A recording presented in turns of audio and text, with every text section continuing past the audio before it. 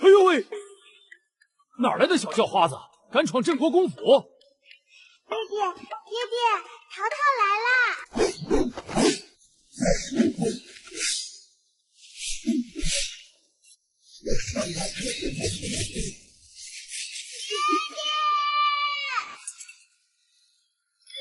爹爹，淘淘可找到你啦！放肆！Check it out！ 看淘淘，坏蛋！爹爹救命！他们要摔死你的亲宝贝闺女啦！哎呦！爹爹，你的淘淘要飞走了，你会后悔的。村口张半仙说了，淘淘是你命里的福星，离了淘淘你要倒大霉的。聒噪！堵上嘴，离远点。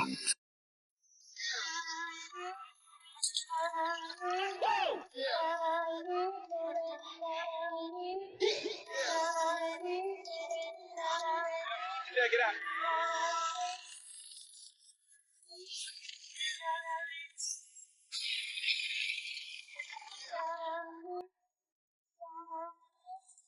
仔细查验，有无人为痕迹？国公爷，不好了！追风他疯了！ Okay.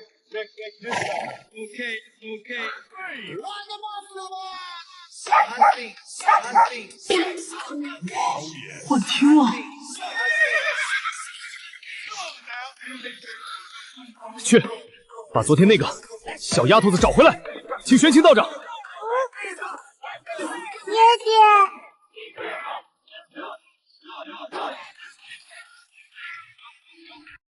国公爷，此女命格贵不可言，却又混沌莫名，贫道看不透。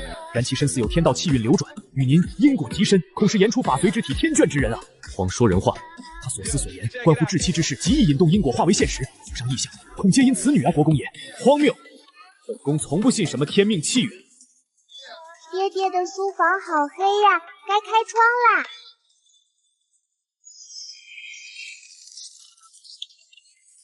看，亮了吧？难道？国公爷，天道莫测，顺之者昌。此女强硬驱赶，恐招不测。不若暂且留下，好生相处啊！爹爹，淘淘困，想睡觉觉。留下，荒谬！万一他再说，先带下去，洗干净。找间离主院最远的厢房，没有我的命令，不许踏出院子半步。今日之事，若传出半句，贫道明白。国公爷放心。爹爹最好啦，淘淘明天给爹爹摘花花。鸡飞狗跳的日子开始了。爹爹的院子好远呀，不好玩。去找爹爹玩，给爹爹一个惊喜。大门有坏叔叔。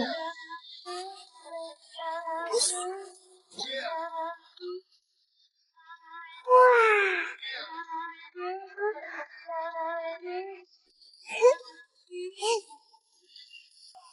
黑黑的，一条条的，像阿童家墙上的壁虎，不好看。淘淘也画个好看的给爹爹。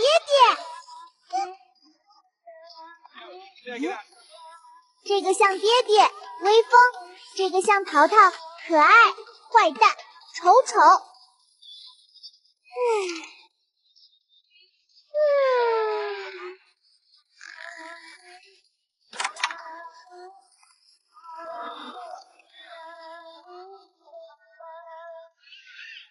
什么？我的八阵图解析玉璧。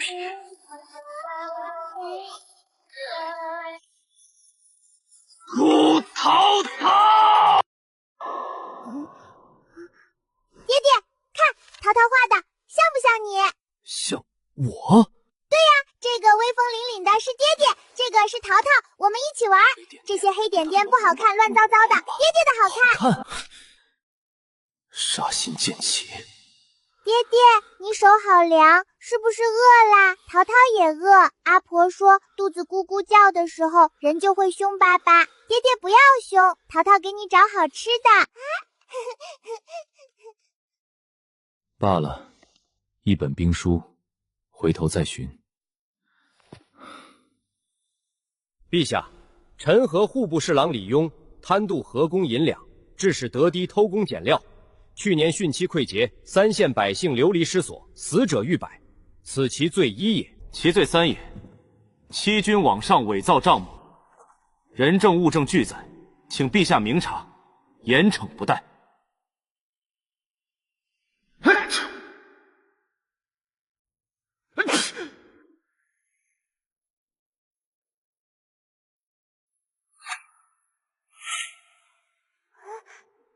爹，他怎么会在这里？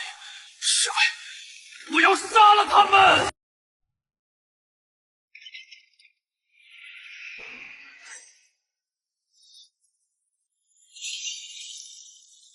顾爱卿，此乃天意乎？天意？去他娘的天意！是那个小瘟神的意思。臣惶恐，或为巧合。臣定当另设奏章，再呈陛下。爹，慢点，淘淘要飞起来了。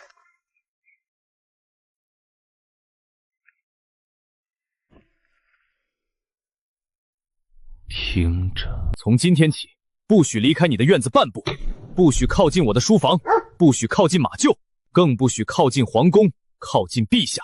听到没？没有？爹，你这里皱皱的，像包子褶，不好看。淘淘给你吹吹，吹吹就不气啦。天眷之人，天眷之人！带他下去，看紧了。从今日起，府内所有高出一落之物，全部检查加固。书房、窗户加固，瓦片都检查一遍，硬碰硬行不通，得想别的法子。爹凶是凶了办法，淘淘最喜欢爹啦，明天还给爹摘花花。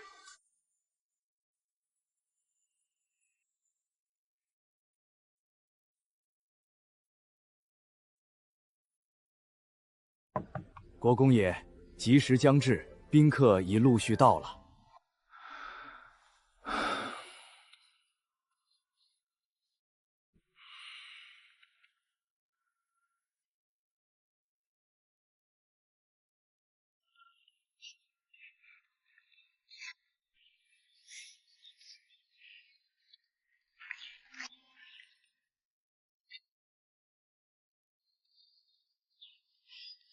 爹吃了淘淘的面，活久久，陪淘淘久久。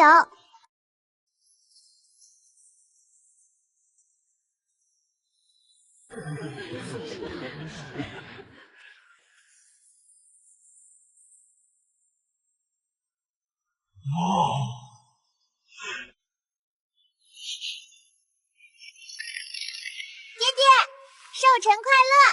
淘淘给你做了长寿面，吃了活久久。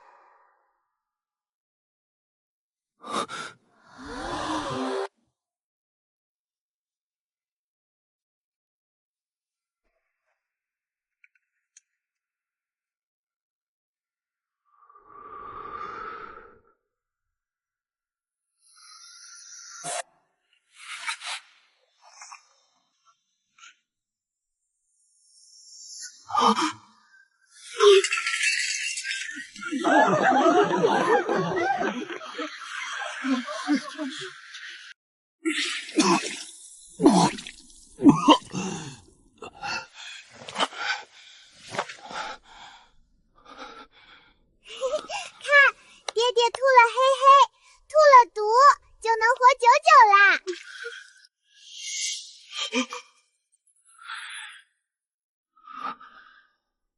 天钻之人，眼中发髓。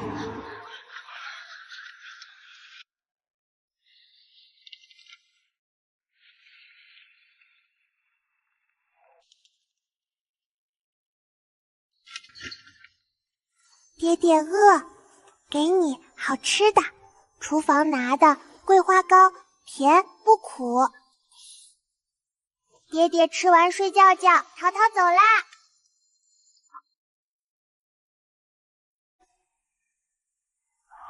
熟悉的甜香。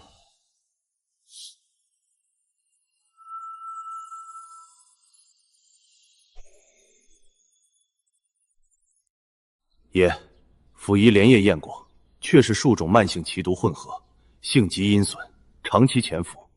若非昨日烈性催发，极难察觉。来源还在细查。查，从府内饮食、熏香、旧物，到我近10年所有经手之人所到之处，隐秘些，尤其是户部李侍郎，近来与府中何人往来过密？废物，都是废物！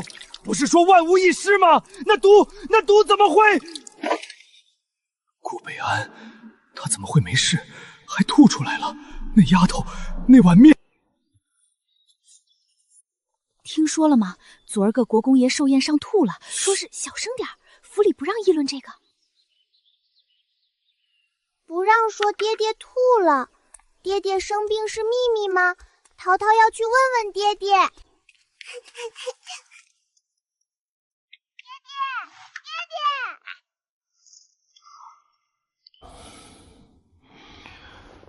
进来。爹爹，你生病吐了是秘密吗？为什么大家都不让说呀？淘淘，昨天你怎么知道爹爹吃了面会吐出不好的东西？因为爹爹身上有苦苦的黑黑的味道呀。面是药食。阿婆说肚子疼，吃了不对的东西，吐出来就好啦。难道那碗可怕的法髓的精准排毒，而是歪打中着，恰好符合了某种粗浅的以毒攻毒或催吐原理，被他的能力放大实现了？陛下，镇国公府昨夜至今暗卫调动频繁，似在密查。寿宴之事已与户部李庸有关。另外，国公府那位小小姐今称直入书房，与国公密谈片刻。有意思，看来朕这位顾爱卿不仅得了个福星，还顺便捞了块试毒石。李庸跳梁小丑，去把前几日番邦进贡的那株应该喜欢玲珑玉响球漂亮玩意儿，以朕的名义赏给镇国公府那位小福星。国公府已成铁桶，此时再动自寻嘎路。上峰有令，静观其变，断尾求生。断尾？我如何断？那些账目往来，顾北安一旦深查，我必嘎无疑。那是你的事，记住，若牵连过深。顾北将到。哇，淘淘喜欢，谢谢皇帝伯伯。此乃御赐之物，需小心保管。淘淘若喜欢，爹爹让人收好。你想看时再拿出来玩，可好？淘淘听话。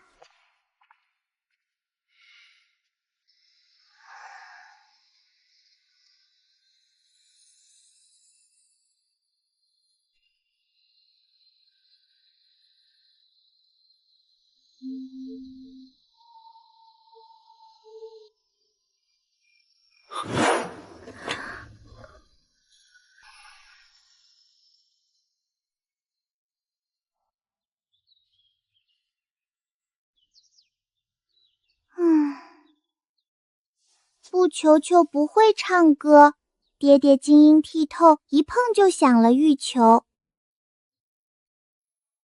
顾庆，前日赏给你家那小丫头的玩意儿，可还喜欢？陛下厚赐，小女欣喜万分。只是年幼无知，臣已代为妥善保管，以免损毁御赐之物。哦，妥善保管。顾氏未免孩童玩具，她若喜欢，闹坏了再赏便是。朕看那孩子很有灵气。顾北征查得太紧了，我手下几条线已经被摸到，再不动手就全完了。那丫头，既然皇帝都注意到她了，若她出了事，顾北征必乱。届时，玲珑玉响球是个不错的机会，但只此一次，不论成否，你这条线都到此为止。淘淘就想看看听听唱歌，就看一眼。坏锁锁挡着淘淘，讨厌！打开。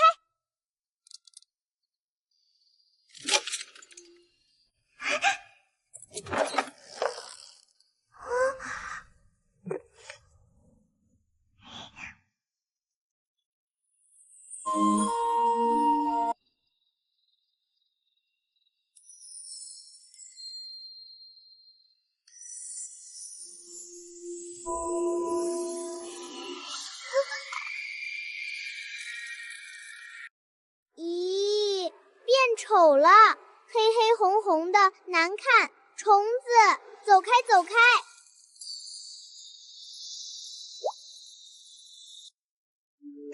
这样好看。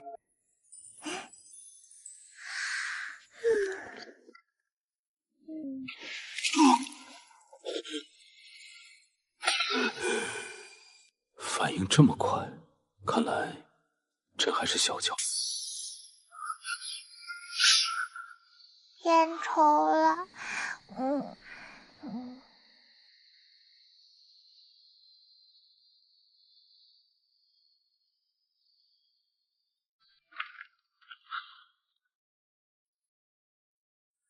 淘淘的，求求唱歌。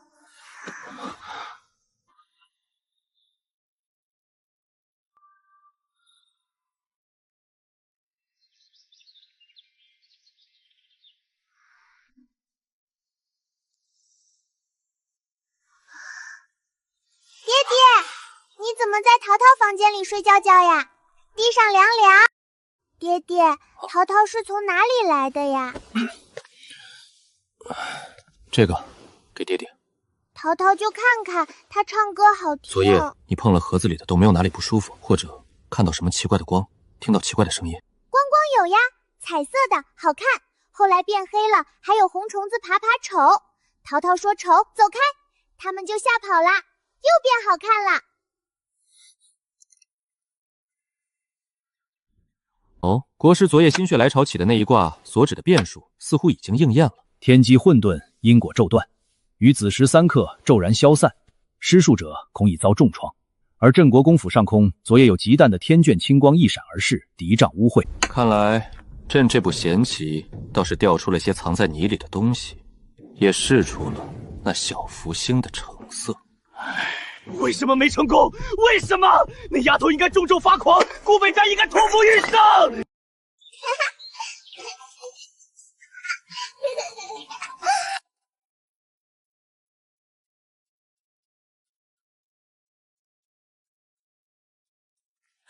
小姐，快禀报国公爷，传府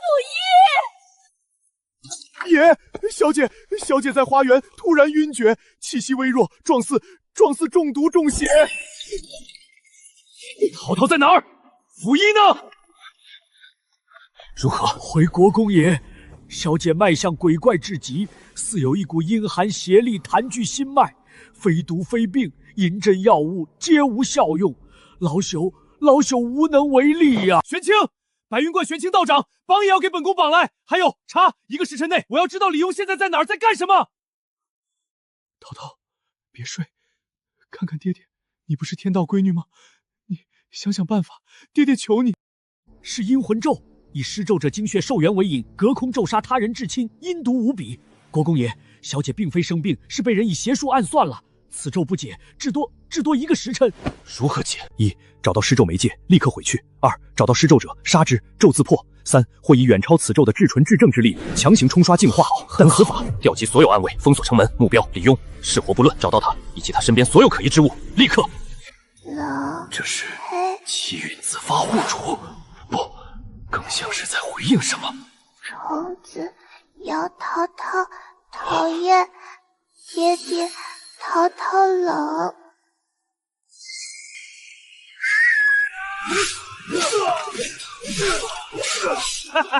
顾北贼追，你来晚了，你女儿马上就要给我陪葬了。这同心藕与我性命相连，我死，她瞬间魂飞魄散，你敢动我吗？放下木偶，说出解法，我留你全尸。解法？没有解法，要么放我走，要么一起嘎。顾北战，选啊！爹，淘淘，放他走，不，杀了他，淘淘会。你敢！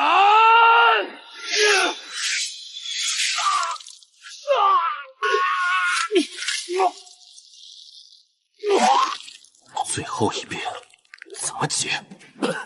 毁掉木偶，咒力反噬，他立刻。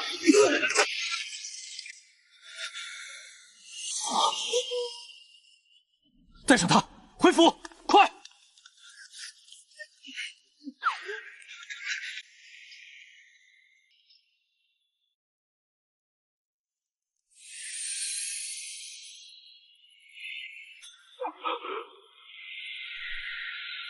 只剩不到半个时辰了。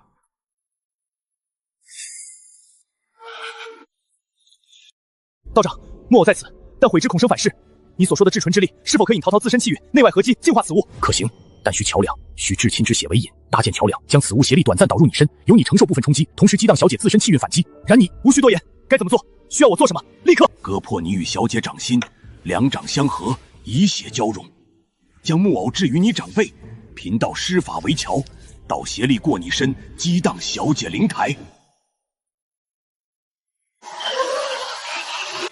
血桥通，邪力转。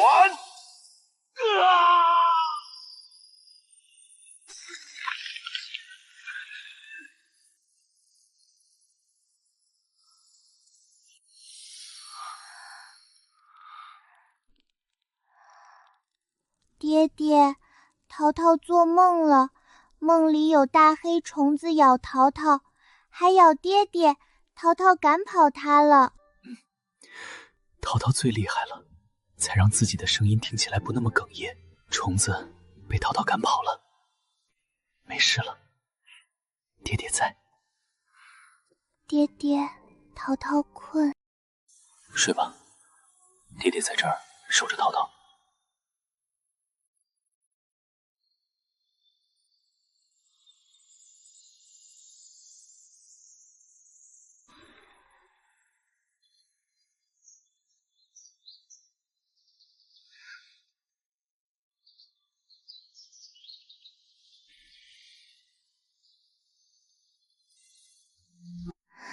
爹爹早。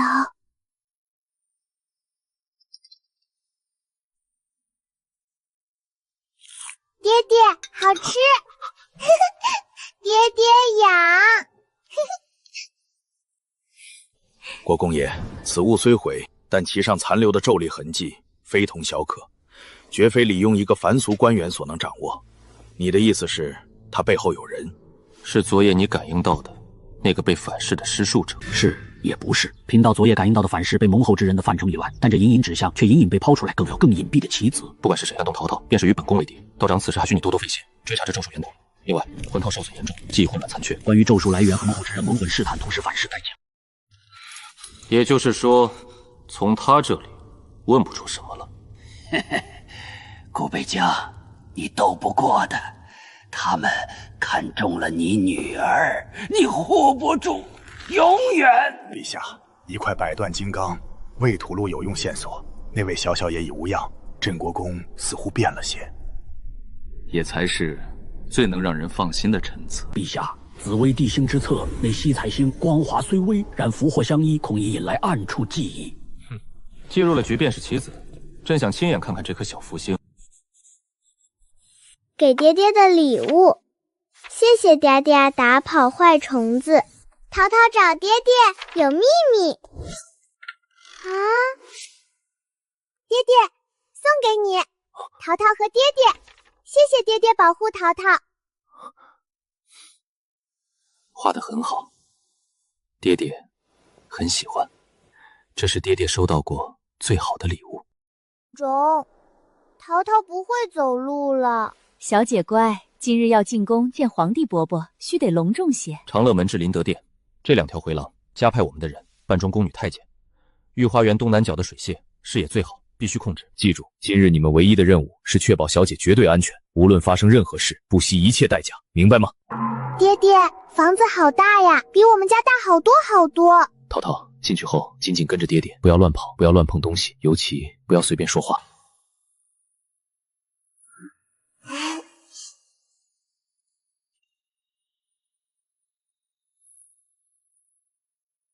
别怕。镇国公携女觐见。这就是那个孩子，景真带来了。看镇国公这护犊子的架势。皇帝伯伯，你的房子好漂亮呀，比淘淘的布球球漂亮多啦。谢谢皇帝伯伯，但是爹爹说不能随便吃别人的东西。淘淘的爹爹带了淘淘的点心。顾卿教女有方，好，那便不吃。今日设宴，一是为顾卿压惊，二是见见我们的小福星。众卿不必拘束，开宴吧。这个是什么？那个是……祝吾皇万岁万岁万万岁！祝我大雍国浙昌隆，国泰民安。爹爹，那个老爷爷的胡子好像追风的尾巴呀，一甩一甩的，他会用胡子扫地慢吗？小哥哥好厉害，像大狗熊打架。我没说错呀，阿婆说的故事里，狗熊打架就是这样的。童言无忌，童言无忌，有趣实在有趣。小淘淘，大家都表演了，你可有什么才艺给皇帝伯伯看看？淘淘会唱歌，阿婆教的歌。清早起来数一个油头什么花香，擦上胭脂什么下粉花，唱得好，这是歌，魔音贯耳啊！镇国公之女果然非同凡响。天上的星星参抖抖啊，地上的娃娃要下雨啦！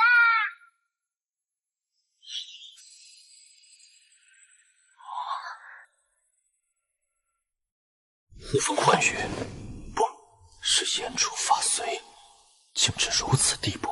好一个要下雨了！此曲只应天上有，人间能得几回闻。小淘淘一曲竟能引来甘霖，实乃祥瑞大祥瑞。永安郡主想亲王嫡女凤，可随时入宫伴驾。好一招阳谋，将他高高捧起，置于天下人眼前，也置于你的掌心。爹爹，你不高兴吗？皇帝伯伯给淘淘糖吃吗？淘淘，皇帝伯伯给的不是糖，是比金子还重的东西。从今天起，你的名字会被全天下记住。永安郡主，随时入宫伴驾。皇帝，你这是将他架在火上烤，也是将刀悬在了我顾家头顶。不下雨了，淘淘不唱了。爹爹不会再让任何人逼你唱你不喜欢的歌。好多人都跪着呀，爹爹也要跪吗？奉天承运，皇帝诏曰：镇国公顾北疆之女顾淘淘，聪慧灵秀，祥瑞天成，特册封为永安嫡女凤，赐玉蝶金印，可随时入宫。钦此。谢主隆恩。这金印是护身符，也是催命符。既然要捧，就捧到最高。顾北疆，朕倒要看看你这把刀对着这无上荣宠还如何能挥得动。听说了吗？镇国公家那3岁的小姐被皇上亲封为郡主了。何止？昨夜灵德殿宴饮，他随口一句话，天上立马就下了瓢泼大雨，真乃神童，不是仙童下凡啊！行为已定，因果纠缠愈深，是福是祸，犹未可知。郡主该学宫规了，今日须学叩拜问安，行走。爹爹，淘淘不想当郡主，郡主不好玩。淘淘不要别人敬着喂着，淘淘要爹爹抱，要荡秋千，要追风。爹爹知道，但这个身份是皇帝伯伯给的，就像一块很甜很甜的糖，所有人都看着。我们既然接下了，就不能随便丢掉，不然会惹皇帝伯伯不高兴，也会让很多坏人觉得我们可以被欺负。那淘淘把糖把个皇帝伯伯一点，分给大家一点，是不是就可以不学那么多规矩了？有些糖分不了，有些规矩也必须学。但爹爹答应你，只要爹爹在，就一定让淘淘在必须学的规矩之外，还是那个可以荡秋千，可以追着吹风跑，可以想笑就笑的淘淘，好吗？郡主真是生得可爱。这就是那个会招来下雨的郡主，看着好小。郡主，这个给你玩。淘淘的球球给你玩，你的圈圈淘淘不会。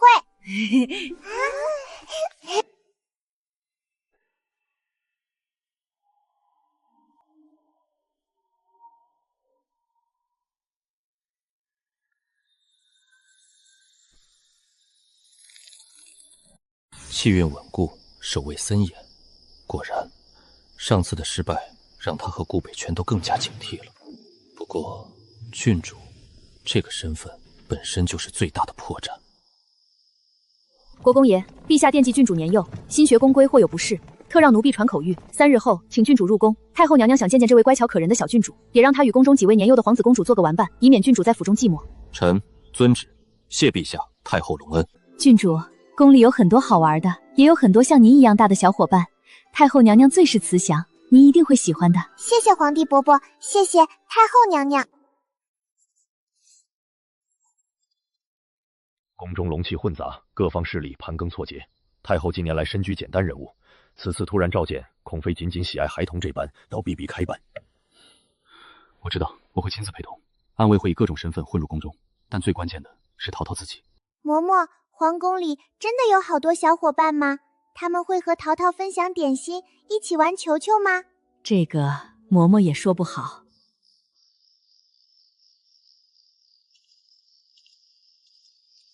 好安静呀，比家里安静多了。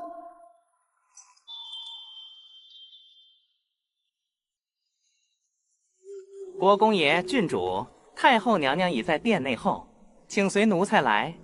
记住爹爹的话，多看多听，少说。爹爹就在你身边。哇，这就是慈宁宫吗？这就是慈宁宫。臣姑姑北疆，参见太后娘娘，娘娘千岁。女顾淘淘参见太后娘娘，娘娘千岁。来，让哀家看看。太后娘娘，快起来，快起来，到哀家跟前来，让哀家好好瞧瞧咱们的小福星永安郡主。眼神倒是清澈，去，这面相却有几分果子拿来。再把那对赤金嵌宝的绫罗项链取来，给郡主戴上。丫丫，你胡说！皇祖母，她污蔑孙儿，孙儿没有，她是个撒谎精。小五，注意仪态。淘淘是妹妹，童言无忌。况且伺候的人都是死的吗？还不带五皇子下去净手？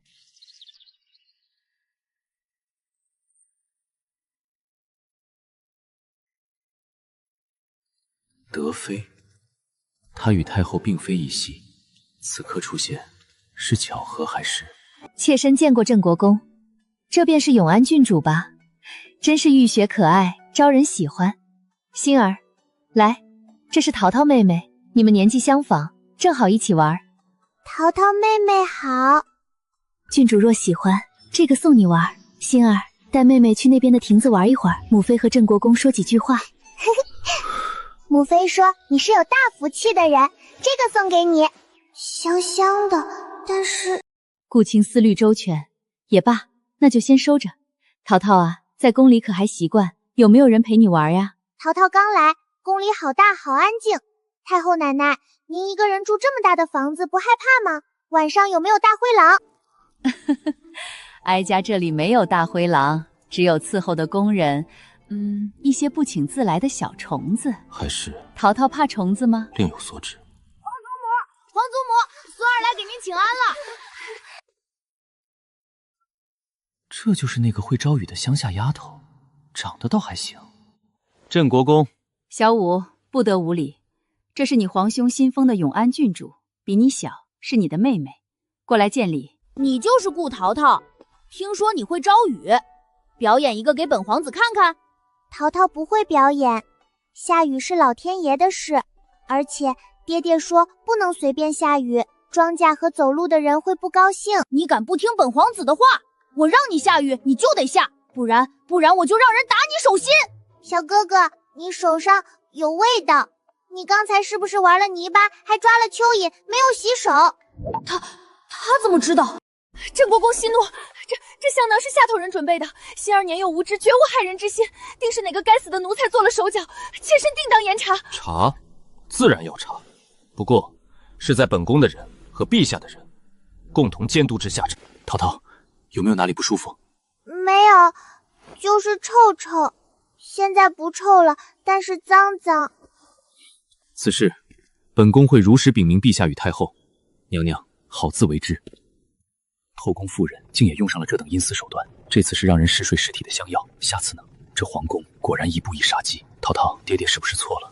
或许从一开始就不该让你踏入这是非之地。退，唯有向前，将一切危险扼杀在靠近他之前。重点查德妃近半年来接触过的所有宫外人，尤其是与医药香料有关的。宫内我们的人全部动起来，我要知道今天御花园偶遇到底有多人参与。是，背后还有谁？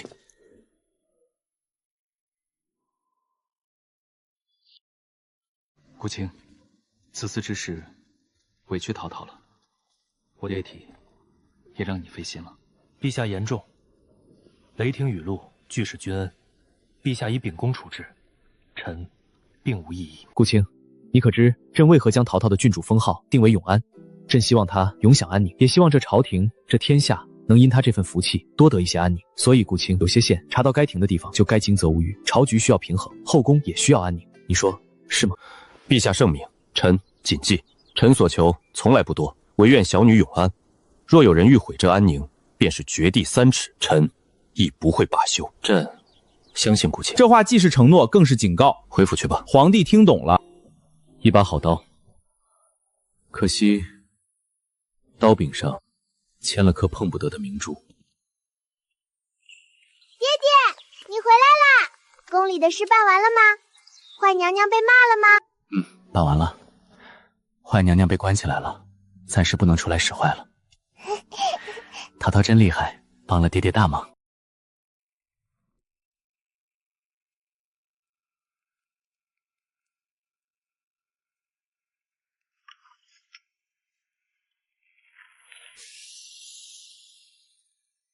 他信了。穷途末路之人抓到一根稻草，岂有不信之理？天煞孤星之论本就暗合世间对过于异常之物的恐惧与排斥。此谣一出，如疫病蔓延，不需我等费力，自会有人替我们动摇其根基。皇帝那边，帝王之心深不可测，然此谣若与江山稳固相连，便由不得他不忌惮。陛下要的是一把听话的刀，而非一把可能反噬其主的凶刃。听说了吗？那位小郡主命格似乎有些特别。何止特别？我娘家嫂子在宫里有点失落，听说是天煞的命，专克身边至亲之人。要不怎么她一来，李氏郎党就倒了霉，德妃娘娘也如今却……哎，你们说会不会？难怪这个心情，还是别请那位小郡主了。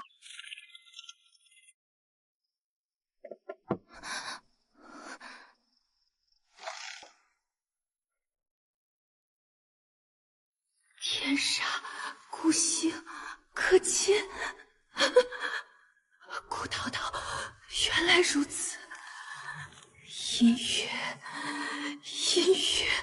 一股更加阴冷恶毒，直指淘淘根本的谣言与阴谋，如同黑暗中滋生的毒蔓，已悄然埋下了种子。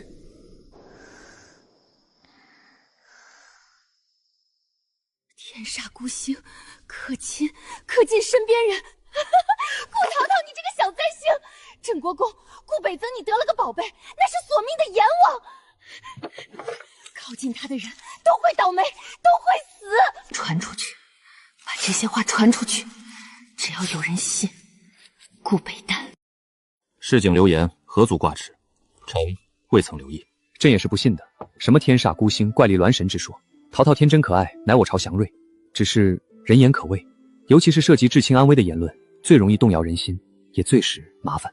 陛下放心，臣既为淘淘之父，自当为他遮风挡雨。些许流言伤不了他分毫，也乱不了臣的心智。若有人想借此生事，臣的剑还未锈。国公爷，贫道昨夜不测气运，隐隐有切奏，放星出散播，将空门产生勾连。若放回形成诅咒，前将坏英郡主身边边人的运势，甚至招来真正的灾厄。邪法诅咒，道长可能确定？何人如此大胆？看，有人在以皇宫为基，借助龙气与万民之口，编织一张针对郡主的谣言纣网。此网无形，却恶毒无比，施术者道行极高，且对宫徽、对郡主都极为了解。国公爷，此事绝非德妃之流能做到。国师，心里闷闷的，不舒服，好像有很多小虫子在咬。太阳公公生病了吗？花花草草也不高兴。音乐之说源于西南巫蛊，指阴年阴月阴日阴时所生之女子，命格至阴，一朝邪祟，意义为邪术所趁，可为绝佳之媒介或祭品。爷，查遍京城及周边所有记载，近30年内符合阴月生辰的女子共有7人，其中6人已查明去向，或早夭或并无异常，唯有1人记录模糊，只知其出生不久便被一游方道人带走，不知所踪。那个道人有何特征？带走女婴的时间与国师入京的时间可有重合？记录残缺，道人特征不详，但时间据推算，与国师约莫20余年前云游之京被陛下延请入宫的时间相去不远。难道那个被带走的音乐女婴与国师有关？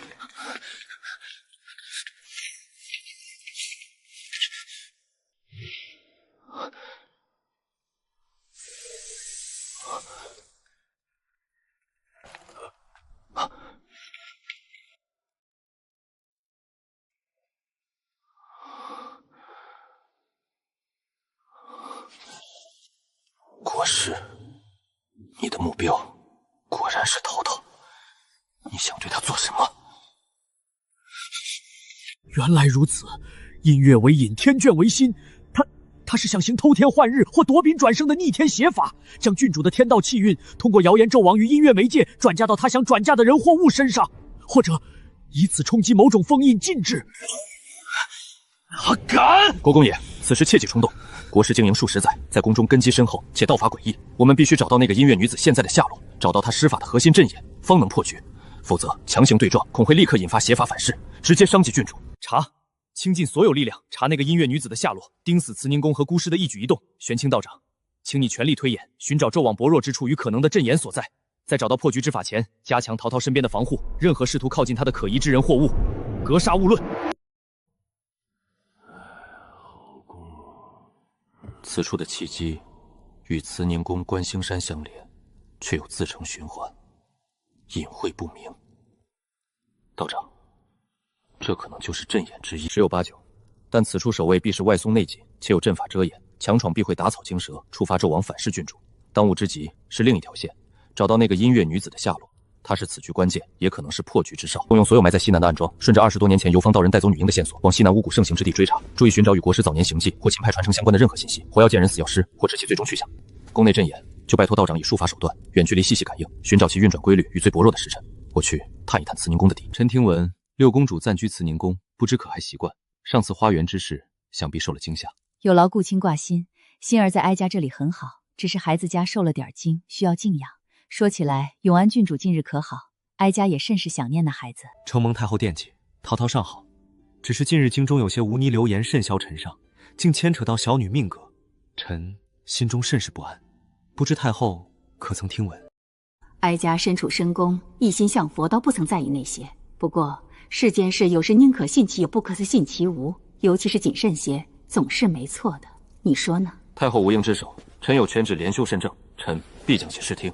臣告退。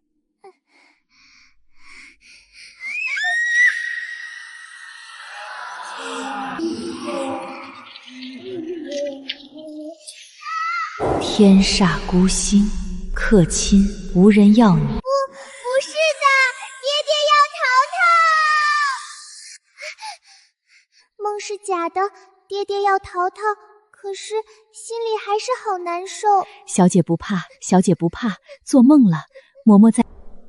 念咒，吉凶，推朝发。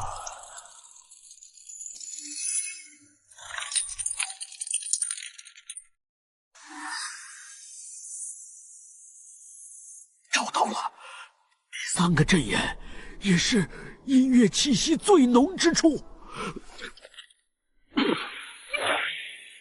在何处？具体位置？幽兰院，前朝失宠妃嫔的居所，已废弃近30年，但贫道以术法感应，此地地下有极强的阴晴能量汇聚，且与国师太后的气机有隐秘勾连。那音乐女子极有可能就被禁锢在此处地下，此处便是整个谣言纣王的阴之核心，也是汲取转化郡主气运的泵，就在皇帝和太后的眼皮底下。国师，你渊览靠近西华门，但远离主要宫道，仅因内库荒废区，表面无人看守，实则是绝佳的有国师亲自布置的禁忌。万万不可！那此法依靠阴毒射杀朝帘，不可能你会立刻暴露陷入险境，更会瞬间刺激纣王，对郡主的反噬将不堪设想。那该如何？难道眼睁睁看着陶陶被这纣王一日日侵蚀，等到月圆之夜，阴气最盛之时，让他们完成邪法吗？配合了的可行法，但难风险大型，制作移取转化郡主气运的关键瞬间，将其短暂误导向假人，这能为我们争取到极短的阵法运作停滞紊乱的空隙。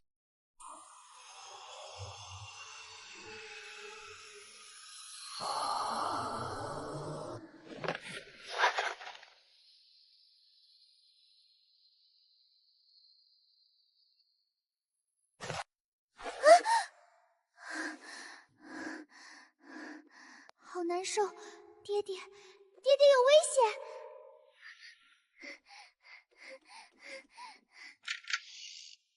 爹爹，小姐，你怎么了？做噩梦了？快回来，仔细着凉。嬷嬷，爹爹他疼，淘淘心里疼，爹爹是不是受伤了？是不是有坏人在打爹爹？不会的，小姐，国公爷武功高强，不会有事的。您这是太想爹爹了。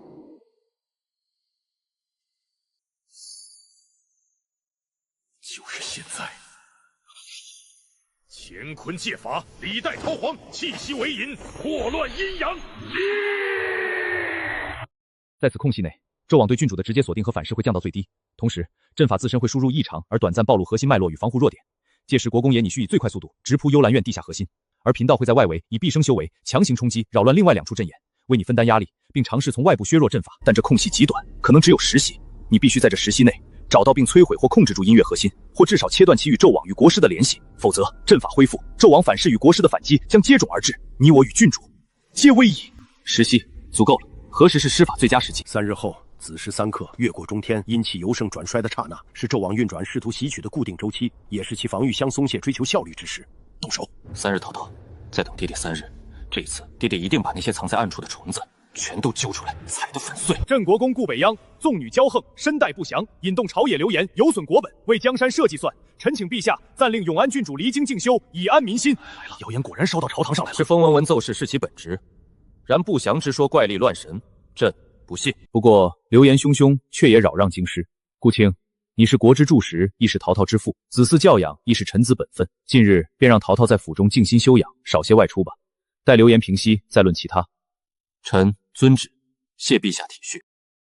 爹爹，我们什么时候可以再去找追风玩呀？很快，等爹爹处理完一些事情，就带陶陶去骑马，去放风筝。去看所有淘淘想看的地方。淘淘，相信爹爹吗？信，淘淘最相信爹爹了。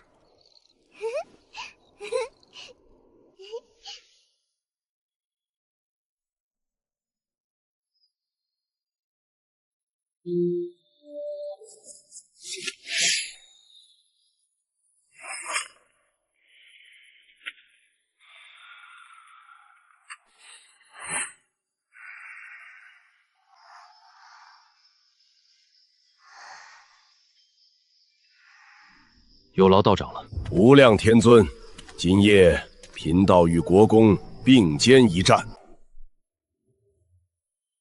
万色俱寂。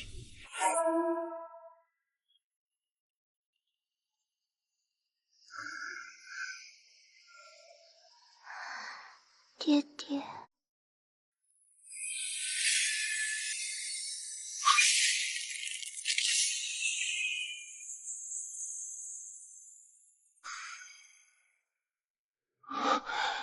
就是那里，10息。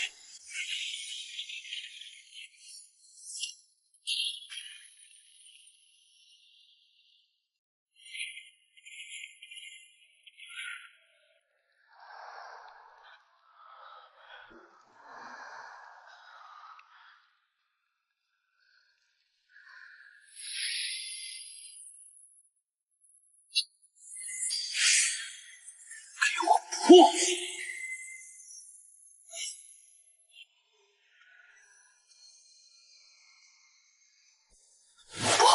他有意识，是陷阱。黑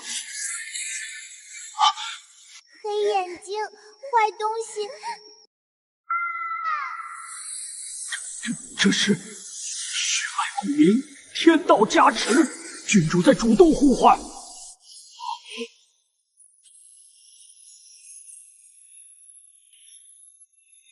淘淘，是淘淘在帮爹爹。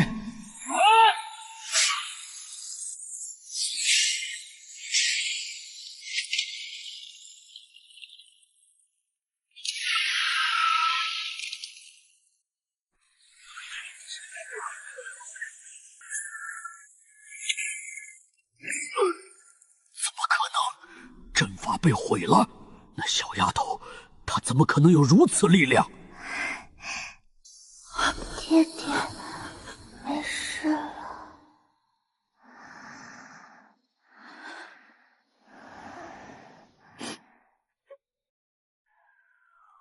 西边幽兰院，国师顾北战，你果然还是动手了。看来是朕的国师输了这一局。传朕口谕，西边有些不安宁，让侍卫统领加派人手巡视，但不必过于深入，尤其是废弃宫院区域，以免惊扰贵人。另外，天明后宣镇国公入宫觐见。领旨。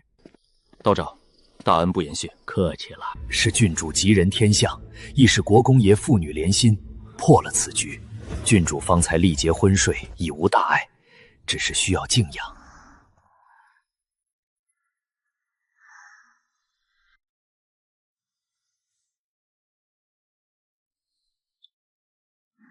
爹爹，淘淘，爹爹回来了，谢谢你，我的小福星，我的小勇士。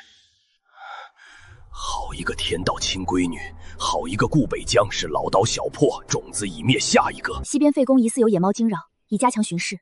皇帝怕是要重新掂量了，这棋局越来越有意思了。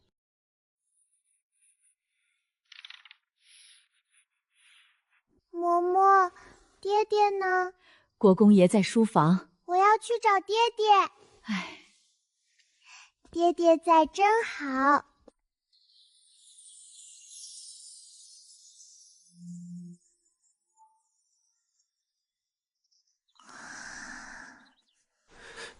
这该如何叫醒？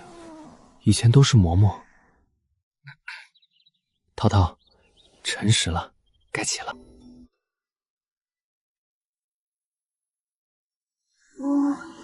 冷。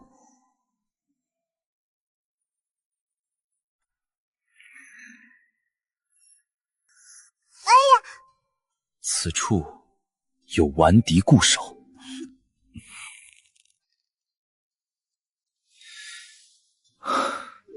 好像歪歪的小鸟尾巴。嬷嬷又干了。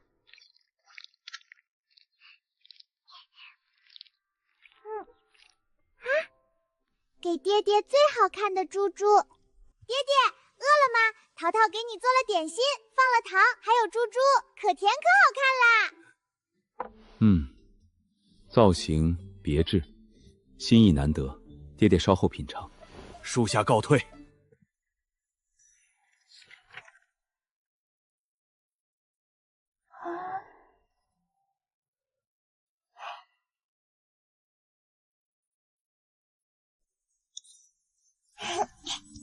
这是芍药，这是牡丹，这是月姬。香香的，像嬷嬷洗完衣服的味道。爹爹，这个鱼好吃吗？红烧还是清蒸？此乃观赏之用。爹爹，它们飞那么高，会不会掉下来？要是掉下来摔疼了，他们的爹爹娘亲会不会心疼呀？会，所以他们会好好飞，他们的爹爹娘亲也会教他们。爹爹梳的最好看，比嬷嬷梳的有精神。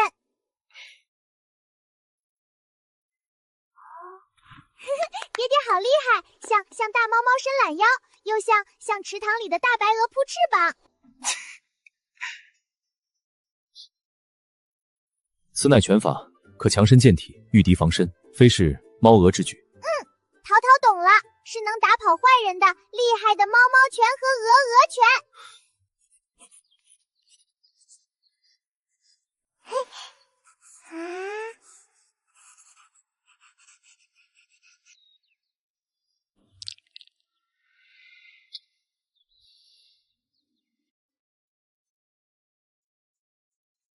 爹爹，淘淘也会写字啦，盖章。想学，爹爹教你。不过盖章需用印，笔墨在此。看，菜狗狗。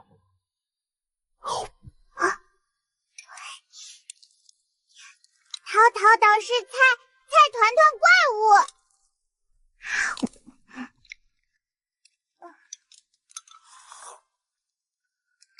淘淘吃完啦，怪物被打败啦。淘淘将军厉害。淘淘乃是盖姓啊。从前有一只大灰狼，大灰狼想要吃掉小绵羊。大灰狼埋伏在草丛，观察小绵羊的巡逻路线和防卫弱点。但小绵羊的哨兵非常警觉，提前发现了敌情。于是小绵羊们没有慌乱，他们迅速集结，布下口袋阵，用犄角和后蹄作为武器，并由最强壮的头羊带领，主动向大灰狼的侧翼发起佯攻，吸引其注意力。爹爹，下次坏人来，我们也排队，用头撞他们，像小羊羊一样。好，听淘淘的。顾北疆看着女儿被军士。今日淘淘大夫要给爹爹号脉看诊，病号躺下。脉象，怕是只能摸到为爹强健的心跳和一丝荒谬的暖意。哎呀呀，爹爹脉象浮浮沉沉，跳跳蹦蹦，像是像是肚子里有只不听话的小兔子在跑步。病号不许笑，要听大夫的话。接下来要看舌苔呀，舌苔红红的，爹爹上火了，要吃药药。这仙丹的成色颇为驳杂，有石英，有茱萸，还有西域琉璃。爹爹，快吃下淘淘的去火神仙丹，一口吞，不许嚼。味道甚是奇特，有土腥，有涩味，还有童趣。爹爹，我感觉跑了吗？嘴里甜不甜？火气顿消，神清气爽。淘淘大夫药到病除。镇国公日理万机，永安郡主亦不甘落后，开启了他的第一次辅政实践。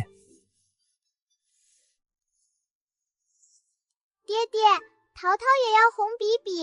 用这个，朱砂贵重，且不易清洗，点到为止。爹爹，准了，淘淘盖过章了。于是，从这一天起，部分发往各地的敌报上，偶尔会多出一个神秘的、充满童趣的红色印记，一度被地方官员猜测为某种新的加密符箓。爹爹，没有会发光的石头，也没有藏着秘密的小虫子。上来，视野高度是侦查第一要素。高高，爹爹是淘淘的大马，姐姐。爹爹看，那朵花上有蝴蝶，那边有鸟窝。咦，假山后面好像有东西亮亮的。好。过去看看，找到啦，亮晶晶的宝贝。一次成功的高空侦察任务，收获稀世珍宝碎瓷片1枚。指挥官与坐骑均表示满意。荷花酥好看，牛油糕好吃，都想吃，可是肚肚只有一个。爹爹，你吃。很甜。爹爹吃了淘淘的糕糕，淘淘帮爹爹尝尝荷花酥甜不甜？慢点吃，都是你的。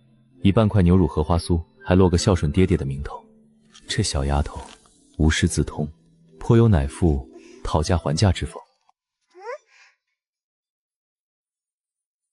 闷的你，淘淘要作诗。哦，淘淘要做何诗？天上有太阳，地上有爹爹，爹爹陪淘淘，淘淘笑哈哈。顾北北已经完全是没能作画，或者是朴实无华，直抒胸臆，倒也扣题。这评测对撞暂且不论，意境倒是开阔，只是最后一句的笑哈哈，是否稍欠文雅罢了，同情最亏。爹爹，淘淘的诗好不好？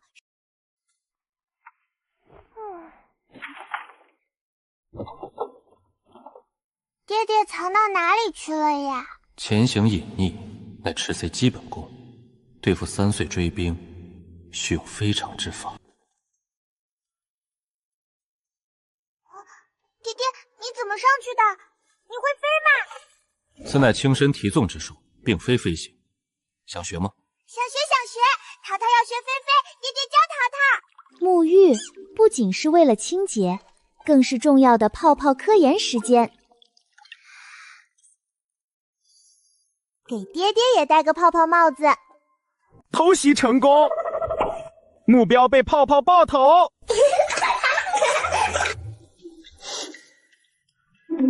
爹爹饶命！泡泡是送给爹爹的帽子，可好看啦！调皮。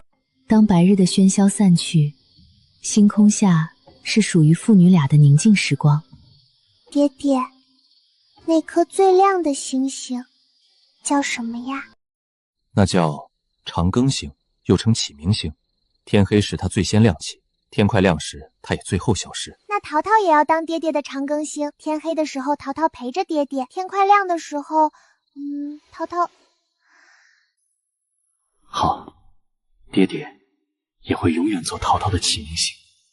话说那一日，镇国公府练武场上，一场严肃的拜师学业即将展开。小郡主淘淘立志要成为像爹爹一样威风凛凛的大侠。不必如此，习武强身，非是拜师。要的，戏文里都这么演，徒弟要给师傅磕头，还要送拜师礼。爹爹，不，师傅，这是淘淘在花园捡到的最圆最好看的石头，送给师傅当拜师礼，请师傅教淘淘绝世武功。礼为师收了，从今日起，为师便传你，强身健体之法。一颗价值连城的鹅卵石就此奠定了师徒名分。镇国公的藏品清单上，或许该……师傅，马步是不是学怎么变成一匹不会动的小马，然后敌人来了就用头顶它？马步是为了让你下盘稳固，如生根大地，不易被人推倒。至于对敌，日后再说。先保持此姿势，心中默数20息。看，力从地起，经腰过肩，达于拳面。嘿咻嘿咻，打拳没意思，看淘淘的厉害！猫猫拳，喵，挠你，怕不怕？师傅，这招无敌喵喵爪怎么样？是不是比刚才的拳厉害？动作迅捷，出其不意，可做扰敌之扎实。然根基仍西门选萧丘，论模仿动物在实战中的心理威慑作用。激动人心的时刻到了，传说中的轻功教学即将开始。看好了，身如轻燕，好俊的功夫，踏雪无痕，不外实事。师傅好厉害，飞起来了！淘淘也要飞上去。提气，习武亦需练气，静心，凝神，感受气息在体内流转。气息在哪里呀？是早上吃的糕糕在肚子里转吗？显然，小郡主感受到的气是周公发来的邀请函。气息转呀转。也罢，能安然入睡，气息自然和顺，这练气也算成了。弹药发射，能否命中？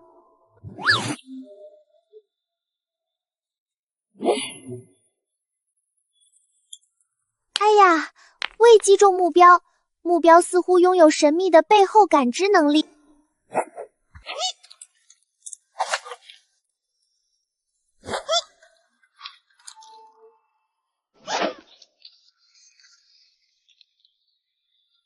淘淘，你在做什么？师傅，淘淘的无敌喵喵爪和飞飞神功好像没有力气，是不是因为淘淘还没有内力呀？内力需常年累月修炼，不过为师或可先传你一丝真气，助你感受。真的吗？怎么传？是要头顶着头吗？还是手心对手心？感觉如何？可有暖流？感觉到了，暖暖的从手心一直传到心里。淘淘现在充满了力量，这就是内力传输的奇迹。当然也有可能那暖暖的感觉名字叫做父爱。等淘淘神功大成，要先打败花园里最凶的大公鸡，然后保护厨房的胖阿婶不被老鼠吓到，还要帮爹爹打坏人。志向可嘉，然则行侠仗义，亦需明辨是非，量力而行，不可恃强凌弱。师傅，那我们算不算江湖中人啦？要不要起个威风的外号，比如无敌喵喵侠和冷面神剑师傅？外号之事不急，尚可。待你功夫再精进些，总比女儿那个喵喵侠曾揍要像样些。也许最好的武功，不是飞檐走壁，也不是力拔千溪，而是能让所爱之人安心吃饭，开心做梦。师傅，第一天的武功学完了吗？淘淘考核及格了吗？自然及格。今日习得蘑菇桩以稳下奔，喵喵爪以获敌目，燕子飞以扩视野，静心诀以养精神，更兼飞石术音准头头，最后还有真气打底，一日之功抵旁人百日。淘淘乃是习武的奇才。嘻嘻，淘淘是奇才，师傅说的。睡吧，明日为师再教你新招式。江湖路远，有父为伴，一招一式皆是戏，一点一滴总是情。这大概就是属于他们的最好的武功。清晨，当镇国公外出巡猎，勇敢的小探险家淘淘将目光投向了父亲神秘的藏宝箱，传说里面埋藏着无数传奇。哇，爹爹的旧玩具！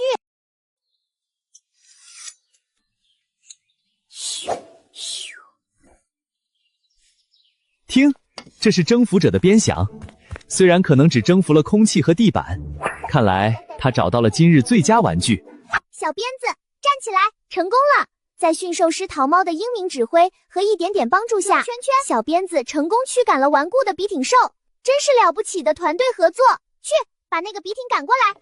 好棒，小鞭子真厉害！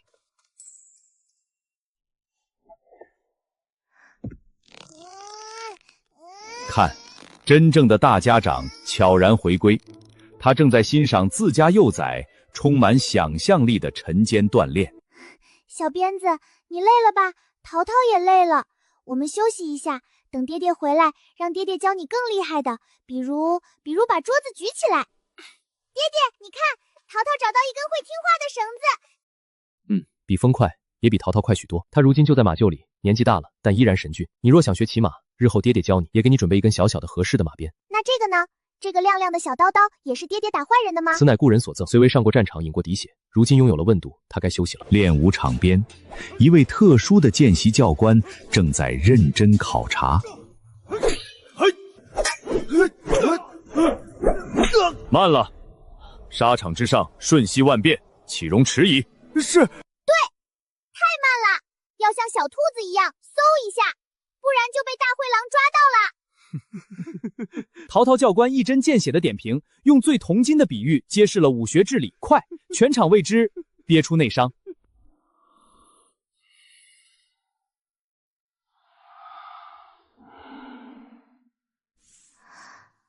第一笔，他成功的为爹爹的剑眉增添了一抹不羁的飘逸。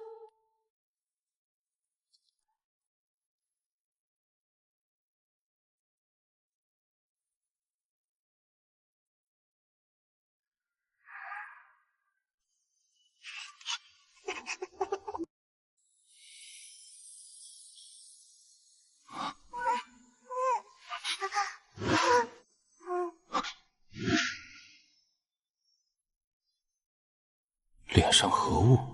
陶陶这般神色。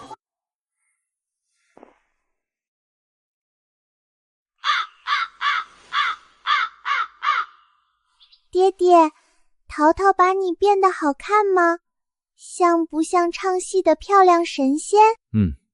别具一格，为父甚喜。镇国公的定力在此刻达到了巅峰。爹爹喜欢就好，陶陶下次还给爹爹画老虎，画小花。下次再说。来人，打水净面。爹爹，那个嗡嗡响的穿着毛毛衣服的小虫虫在干嘛呀？此乃蜜蜂在采蜜，它们穿梭花间，取花蜜以酿蜜，挹注花朵授粉，繁衍结果。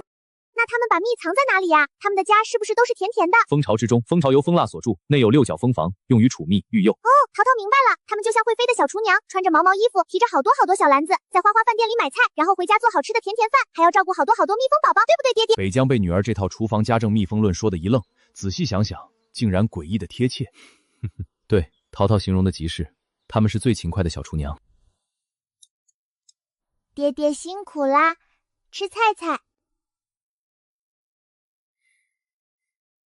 看，这就是父爱的力量，面无表情，吞咽苦难，字面意思。陶陶，自己碗里的也需吃完，不可偏食，先吃苦，后吃肉，乖。一场关于苦瓜的攻防战落下帷幕，爹爹的软肉是女儿，但原则的底线不容触碰，这就是甜蜜又艰苦的育儿日常。爹爹，不讲大灰狼了，讲爹爹自己的故事，讲爹爹怎么用那把小刀刀打坏人的。好。那便讲一个黑衣将军孤身探敌营，月下匕首智取布防图的故事。镇国公独家定制，少儿适宜改编版《我的征战岁月》开讲。爹爹好厉害，比戏文里的所有大将军都厉害。陶陶长大了也要像爹爹一样，当个厉害的黑衣将军，用亮亮的小刀刀保护爹爹。好，爹爹，明日是我还有军务要处理，一夜好梦，明日依旧兵荒马乱，却温暖如春。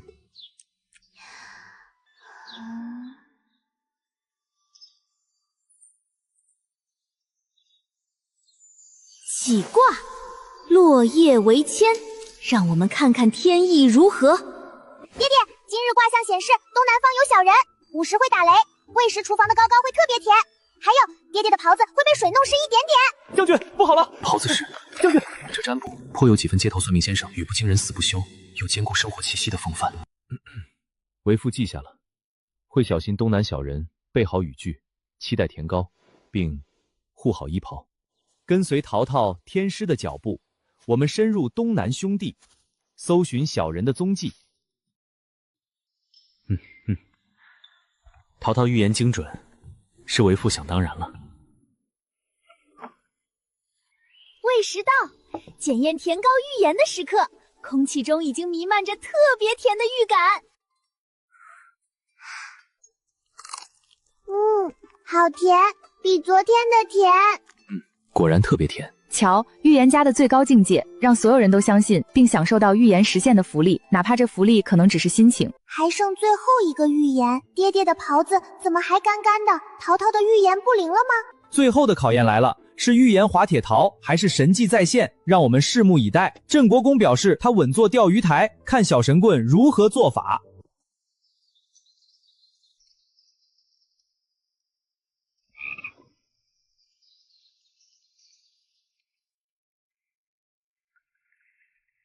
爹爹看，好大的水珠珠！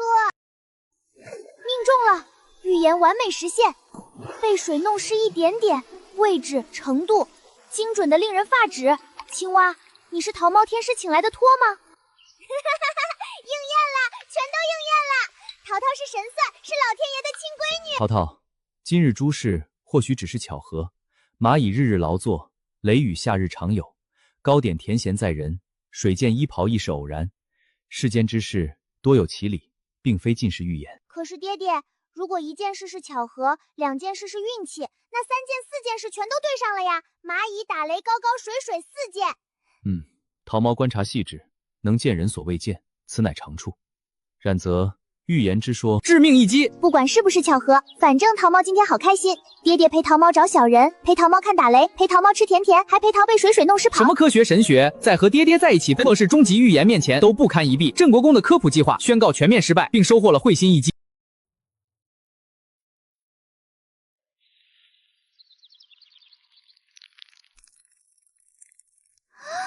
爹爹，看，小人，好多，他们在偷我们的高高。看，此小人身形虽小，却担当重任，步履稳健，乃运粮官。其行虽怯，不过为族群生存。世间万物各有其道。他们不是坏小人，原来是友军在进行后勤演习。桃猫天师的第一次捉妖以和平收场，并成功拓展了军事语为量。爹爹，要打雷了。或许不会。来了，他真的来了。50惊雷，分秒不差。桃猫天师的预言在命中。蚂蚁可说是观察，这雷雨时辰，莫非智儿真有些非常感应？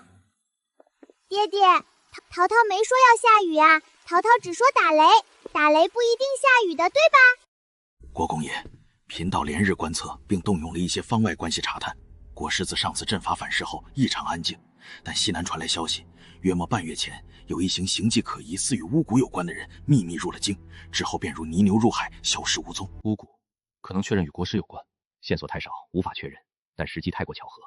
且贫道近日为郡主日常起居之物加持平安咒时，隐约感到一丝极淡的极隐晦之意，愧非侦探郡主本身，倒像是在观察郡主周身气运的细微流动规律，尤其是与他亲近之人的气运交织。观察气运流动，亲近之人，这比直接针对桃毛更阴的预言。心头梦闪一种关于神般窥探气运，日产发之时，还是在测试什么？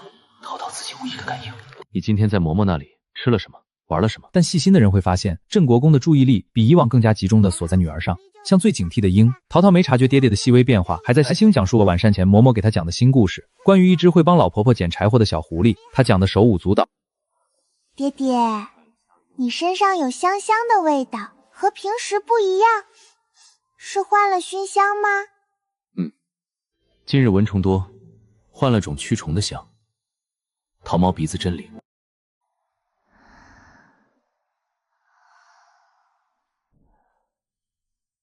风雨欲来，须得织就更密的网。郡主的气运绝不可再成为他人觊觎的猎物。无论是什么，无论来自何方，爹绝不允许任何人再伤害你分毫，哪怕要掀翻这皇城，踏破那幽冥。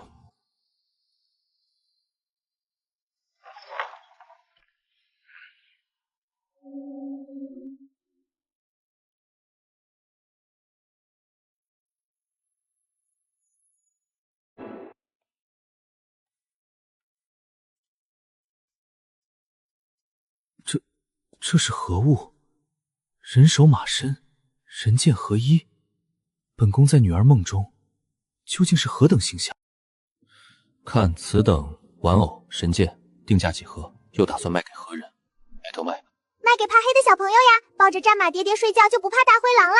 神剑爹爹可以卖给那些被大公鸡追的小朋友，拔出来吓泡大公鸡，还可以卖给那些不听话被娘亲骂哭的小朋友，他们可以对着盾牌爹爹哭，盾牌爹爹会保护他们。然则制作此等玩偶神剑，需工匠、材料，所费不难，且为父的相貌恐不易模仿。不怕，我们可以先做简单的，用布缝，淘淘会帮忙塞棉花，样子嘛，大概像爹爹就行了。实在不像，就在上面写“爹爹”2个字。此事需从长计议，先用了早膳与仓储问题，可好？郑国公的战术应变能力在对付3岁总裁时得到了充分锻炼。欢迎来到淘猫泡泡实验室。今天的研究课题是论多种添加剂对气泡界面张力与光学干涉现象的协同影响，简称怎么吹出最大最漂亮的泡泡。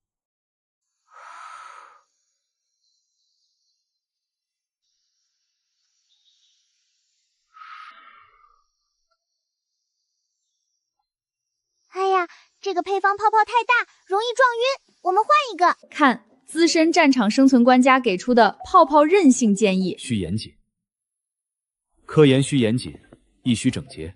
下次可施加少许糖，或可增其韧性。这大概是对科学最硬核的支持了。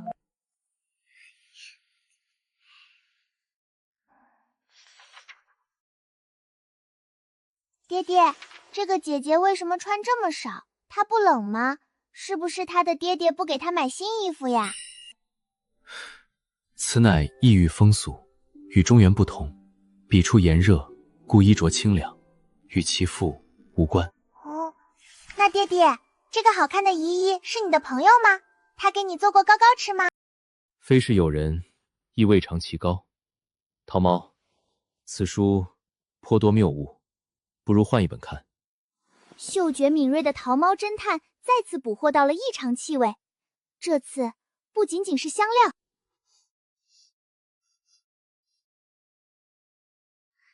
爹爹，你受伤了，是不是昨天被小人咬的，还是被大雷劈到了？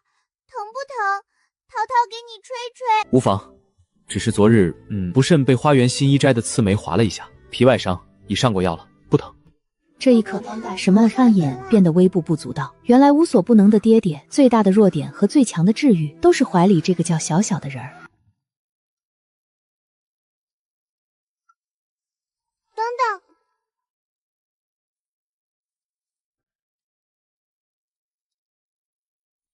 郡主，这药膳有方子。生死攸关的时刻，郑国公面不改色地喝下了女儿特制的神秘混合液体，是美味的救赎，还是黑暗料理的暴击？味道十分具有层次感，前调是当归黄芪的厚重，中调是蜜饯的齁甜，后调馥蔼如山，口感也如山体滑坡般复杂。汤甚好，药力温和，且回味甘甜。桃猫的疗法颇有奇效。爹爹喜欢就好。今天淘淘还给你做，加2颗蜜饯。有2户佃户因为田冈边界几寸宽的鬼鼠吵了起来，互不相让。小佳，你这个爱儿，你可小好的是要奔他吗？爹爹，这好办呀，让他们比赛种南瓜，就在那块有争议的田埂上，一家种一边，看谁种的南瓜又大又圆。等到南瓜熟了，谁的大，那块地就暂时归谁管，但种出来的大南瓜要分一半给对方，这样他们就不会吵架了，还会一起努力种大南瓜啦。顾北江和管事都听得愣住了，这办法幼稚天真，毫无律法依据，但不知为何听起来竟有一种诡异的化干戈为云薄的和谐感。郡主的法子，此事就做参切猜想。爹爹，连好开心、桃猫或可都能像是念陪桃猫做的汤，桃猫想办法就好了。爹爹会尽力。不是尽力，是拉钩。爹爹答应桃猫，不管发生什么事，不管有多少小人或者坏东西，爹爹都要好好的陪淘淘过很多很多个像今天一样的日子。拉钩上吊，100年不许变。好，拉钩，100年不。一个孩子的愿望简单到只是重复平凡的快乐，一个父亲的承诺却沉重到需要对抗整个世界的不测。但无论如何，拉过钩了，100年不许变。为了这个，他愿与一切为敌。清晨，在郑国公府花园的偏僻角落，一个新兴的微型王国悄然建立。女王陶陶一世正在对她且毫不知情的子民们发表登基演说。从今天起，这里就是陶陶的快乐动物王国啦！本女王宣布，第1条规矩，所有的小鸟不许在睡觉的大猫猫头上拉粑粑。第2条规矩，所有的大猫猫不许追着尾巴尖尖跑晕。猫猫丞相，你要帮本女王管好小鸟们哦。本女王封你当抓老鼠大将军。抓老鼠大将军，官职与职责倒是匹配，只是这位丞相似乎颇有代政之嫌。爹爹，你快来！桃猫现在是桃猫女王啦，这是猫猫丞相，那是小鸟百姓。爹爹，你来当太上皇好不好？就是比女王还大的官。可，然太上皇通常不理俗务，女王若有难决之事，可来自问。太上皇，猫猫丞相不听本女王的话，还对本女王甩尾巴，本女王能不能罚他？罚他今天没有小鱼干吃。丞相代政，罚封亦可，然需查明缘由。或许丞相年老体衰，或心中另有郁结，不若先派再行定夺。原来猫猫丞相是生病了呀，那本女王不罚他了，还要让御医给他看看，赏他双倍小鱼干补身子。女王仁德。现在播报桃猫王国早间新闻：女王陛下亲临御膳房。这个是炸酥肉的百姓吗？他叫什么名字？生前是胖胖的还是瘦瘦的？此乃豚肉，生前或胖或瘦，皆是为民牺牲。女王既体察民情，当知一粥一饭来之不易，需心怀感恩，不浪费分毫。那本女王命令你们要把这位豚肉百姓做得特别好吃，不能辜负他的牺牲。现在本女王可以体察一下成了民食了吗？不过经过一番感恩教育，这酥肉吃起来想必更添一份庄严的滋味，并不。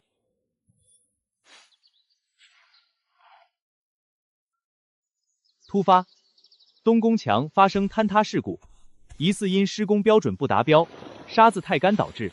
女王陛下情绪出现变动。沙筑之城，根基须稳，需少量加水，层层夯实。还是歪，但确实结实了不少。太上皇好厉害，这是夯夯神功吗？然后呢？可称之为杀鸡稳固术。继续，女王陛下。于是沙坑里出现了神奇的一幕，威名赫赫的镇国公挽着袖子，耐心地指导3岁女王如何科学地玩沙子。阳光洒在两人身上，温馨有些滑稽。蟋蟀将军，你以后就是我的大将军了，要保护好我哦。太上皇，你看这个金嗓子将军叫得又响又亮，本女王想封他当报时大将军，每天早上叫大家起床，比大公鸡还准。叫声洪亮，中气十足，可谓将才。然此虫习性昼伏夜出，夜晚鸣叫更甚，认为报时将军恐扰女王与臣民清梦。晚上叫，那不是和打更的老爷爷抢活干？不行不行，那封他当夜晚巡逻大将军，让他晚上替猫猫丞相巡逻，发现有坏老鼠就叫，吓跑他们。人尽其才，物尽其用，女王明断。如此，可命夜晚巡逻大将军即日上任，归猫猫丞相节制。大将军，你听到啦，好好干活哦。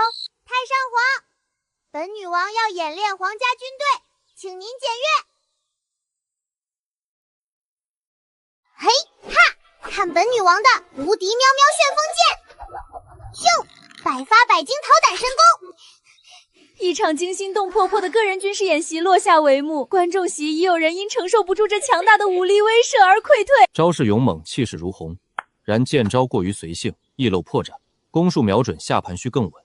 日后需勤加练习蘑菇桩与夯夯神功，以固根基。注意注意！王国边境发现不明田味资源，临近的蚂蚁部落已派出先遣侦察队。太上皇，不好啦，有敌国军队入侵，好多小人兵要来抢我们的糖啦！乃正常贸易行为，他们以劳力搬运货物，并未主动攻击。女王可下令开放边境，准许通商，亦可派猫猫丞相就近监视，以防生乱。那好吧，本女王准许你们通商，但是要好好排队，不许打架哦。这块糖就当送给你们的见面礼啦。开边通商，怀我远矣。这治国手段倒颇有古人君之风，只是这国书内容未免太过儿戏了些罢了。他开心就好。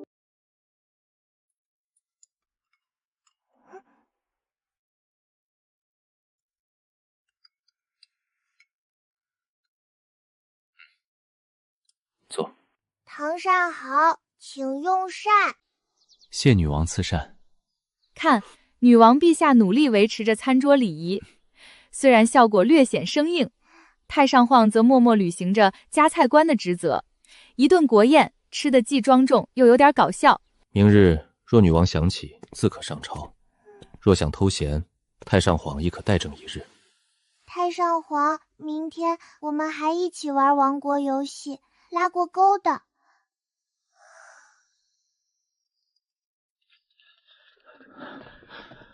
国公爷，这位是贫道在西南的故交，姓石，精通风水地脉，尤善探查阴邪之气与地脉异动。关于之前那批入京的巫蛊之徒，他有要事禀报。国公爷，草民实不语。月前追踪一伙行迹诡秘的阳谷人至滇南一处古废矿，发现他们在以邪法催动地脉阴气，炼制一种极为歹毒的地阴蛊。此蛊无形，可依附地气水脉缓慢移动，专损人气运根基，尤其对身具清灵之气或与地脉有隐气者，危害尤甚。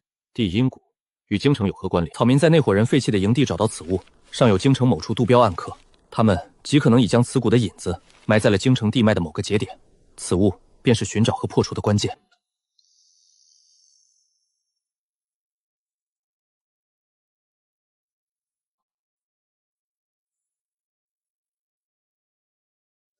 这个叔叔拿着脏饼饼也不洗手。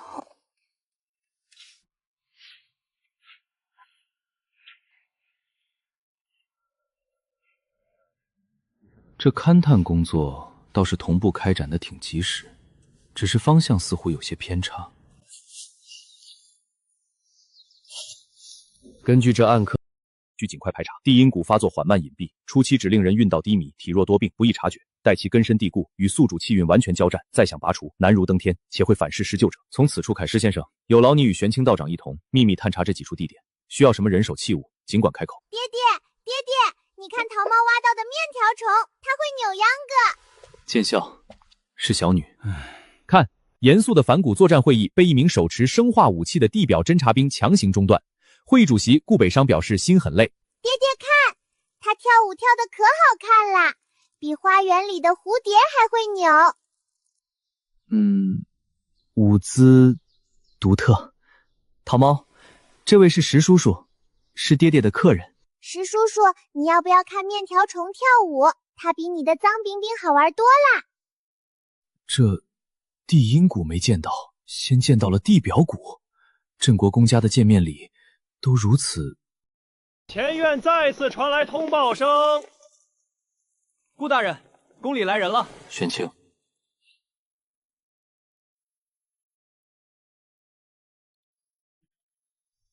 奴婢给镇国公请安，陛下口谕，宣镇国公即刻入宫觐见，有要事相商。哟，永安郡主也在，真是浴血可爱。爹爹，这个伯伯笑起来好像年画上那个不会动的娃娃，假假的。臣领旨，请公公稍后，容本宫更衣。桃猫，去找嬷嬷玩，爹爹要进宫。坏年画娃娃，不许欺负爹爹！看桃猫的无敌喵喵旋风剑，保护爹爹！稚子赤心，最为动人。郡主虽不知内情，却自有灵觉。道长爷爷，爹爹被年画娃娃叫走了，会不会有危险？桃猫的剑法能打跑他吗？顾青，听闻府上近日有方外之人拜访，可是为了桃猫前些时日的不适？陛下明察，乃是玄清道长的一位故童，云游至京，顺道拜访。小女近日已无大碍，劳陛下挂心。无恙便好。桃猫是我朝祥瑞，他的安康关乎国运。只是顾青，有些事追查过深，恐会搅动暗流，反伤自身。水至清则无鱼，这个道理你比朕更懂。陛下教诲，臣谨记。然暗流若欲吞噬明珠，臣即便交动乾坤，亦要将其扼杀。此非为臣一人之私，亦为陛下所言之国运。罢了罢了，今日叫你来是有一事。西南边境近来有些变动，朕想听听你的见。根据臧炳炳的指引，玄清道长与15羽地质专家找到了疑似地阴蛊引子的埋藏点，一口阴森的古井，气氛开始紧张。小姐，你慢点儿！道长爷爷，石头叔叔，你们也要挖宝藏吗？桃猫有铲子，桃猫帮你们。郡主不可，此地可能有不好的虫子，郡主金枝玉叶，不宜靠近。虫子是像面条虫那样会跳舞的虫子吗？桃猫不怕，桃猫有无敌喵喵喵旋风剑，坏虫子不许出来，不然桃猫让面条虫大军来咬你们。危险的小祖宗终于被带走，两位专业人士可以继续他们的高危作业了。虽然心情莫名轻松了一点点。开了，阴气泄露，宝藏要现世了。究竟是可怕的蛊引，还是……桃猫，你的面条虫大军和喵喵剑，或许比任何道法兵法都更能抵挡这些阴司魍魉，因为你的世界里只有阳光和快乐。看，另一块脏冰冰的主人也在等待，阴谋的网似乎正在收紧，但谁才是网中的猎物呢？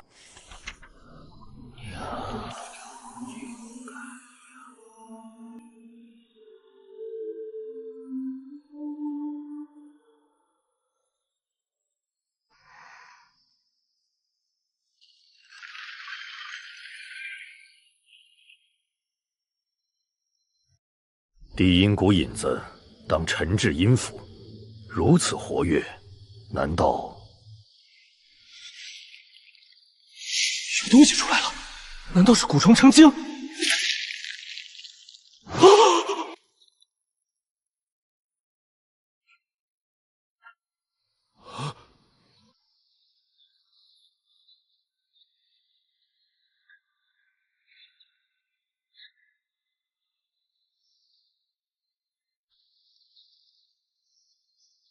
淘淘，在做什么？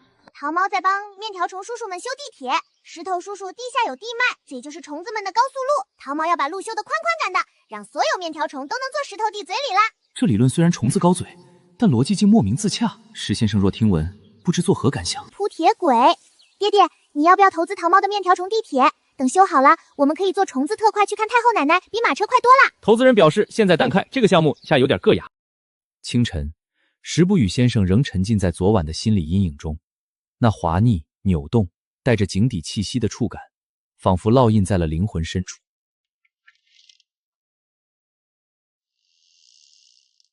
石头叔叔，嬷嬷说你不舒服，是不是因为面条虫弟弟不乖，跑到你嘴里玩捉迷藏啦？你别生气，他肯定是故意的。请你吃糕糕，甜甜吃了就不想吐啦。这糕形态为何如此应景？郡主，您这慰问是精准打击还是无心插柳？多谢郡主，糕甚好。哦，还有其他几个地方。此处前朝宁香阁旧址，如今是内务府一处废弃染料库。地下曾有水脉，且染料残留物多阴湿之气，极适合作祟。爹爹，桃猫知道，坏蛋虫虫喜欢躲在有颜色又潮潮的地方，就像桃猫上次把红颜票打翻在嬷嬷的裙子上，潮潮的，后来那里就长出了绿色的毛毛。坏蛋虫虫肯定也喜欢在彩色毛毛里做窝。桃猫观察细致，此事爹爹与道长、石叔叔会详查，你先旁听，若有高见，可再补充。天灵灵，地灵灵，面条虫大军听我令，左边来，右边去，把坏蛋虫虫都赶出去。嘿，哈，坏虫虫，看见，让你躲，让你藏，桃猫大将军来啦！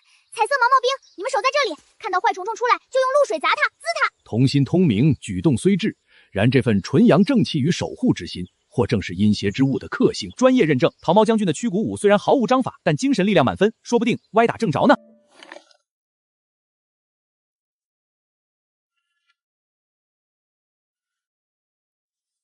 最后一步，开天眼，虽然位置有点偏，颜色有点浓，但仪式感十足。这又是哪一出？爹爹，桃猫准备好了，晚上去打坏虫虫。桃猫有照妖珠、捆妖绳、神兽施尸，还有天眼，肯定能帮上忙。装备精良，士气刚昂。不过今夜行动，爹爹与道长、石叔叔去即可。桃猫的任务更重要，守好大本营，保护好嬷嬷和大家，能做到吗？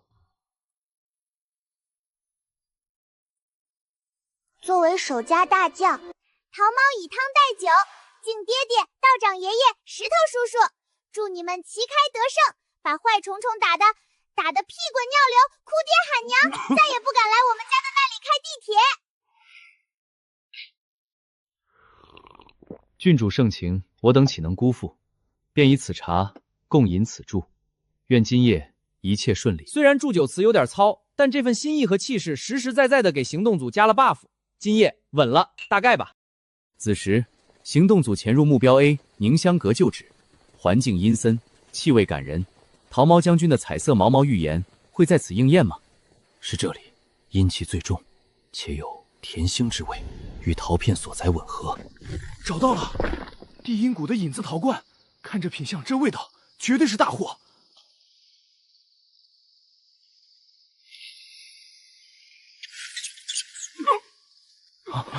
历史总是惊人的相似。继蚯蚓空投后，石不语先生再遭耗子钻怀，今夜是他的动物园爆棚之夜吗？这任务还能不能好了？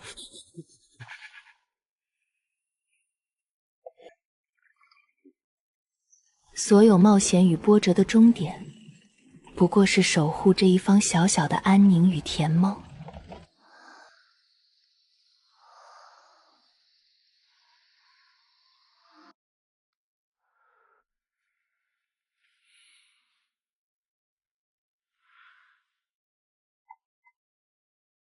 看，专属心理医生桃猫，带着新疗程零食疗法前来复诊。石头叔叔，嬷嬷说吃了这个酸酸雷，心里再多的扑通扑通和咻咻乱跑，都会被咻的一下打跑，可灵了。桃猫做噩梦后都吃。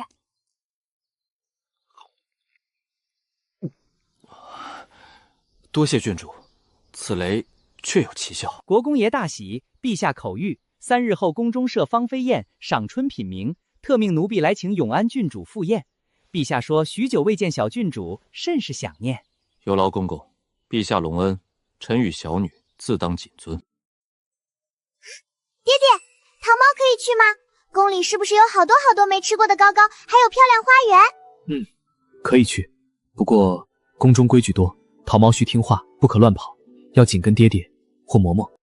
棉花娃娃公公，你回去告诉黄伯伯，桃猫会乖乖的，还会带神兽诗诗一起去保护黄伯伯。桃猫郡主的童言攻击持续对太监造成真实伤害，但这带神兽护驾的承诺倒是让顾北征紧绷的心弦莫名松了一点点。见陛下须行万福礼，如此。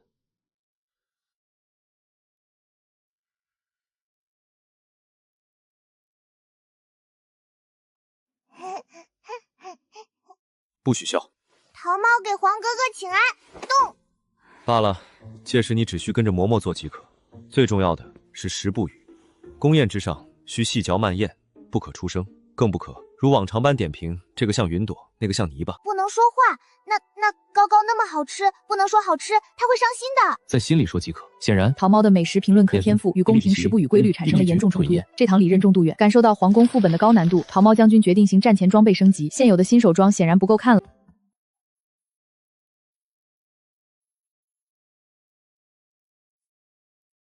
绿绿项链防坏人，白雾珠珠晃眼睛，石头肚肚压邪气。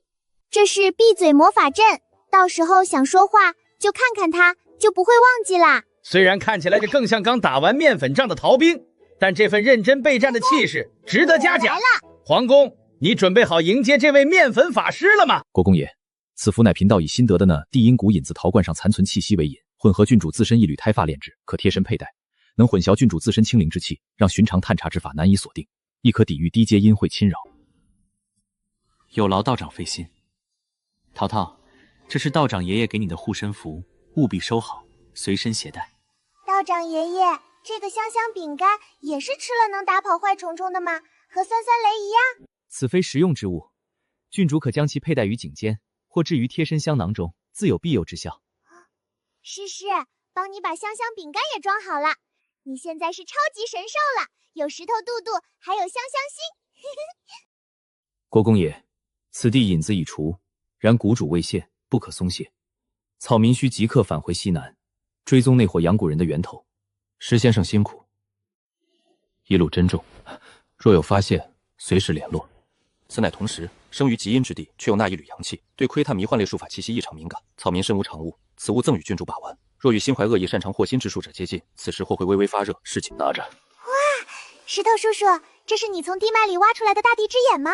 它会眨眼睛吗？郡主入宫后，若见到衣着华丽、香气扑鼻、笑容格外多的女子，尤其是手里拿着团扇香囊或看起来很好吃的点心之人，切记多看少碰，尤其不要用最实用接他们扔过来的任何东西。虽然听起来有点怪，但话糙理不糙啊，郡主。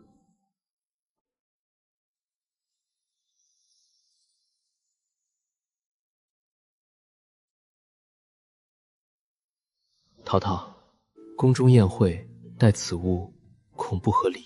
不行，诗诗是超。诗诗听到没？要乖乖的哦。看，本次宴会最受瞩目的神秘嘉宾永安郡主桃猫，携其神秘搭档丑狮子闪亮登场，全场目光瞬间锁定。空气突然安静，所有人的大脑似乎都在处理同一个信息。那是什么？玩具？法物？还是新型暗器？你怎么还带这种东西来？幼稚！这不是东西，这是超级神兽诗诗，它有石头肚镇压邪气，有香香心保护平安，还有绿绿项链召唤自然力量，比你腰间那个只会亮不会动的玉佩厉害多了。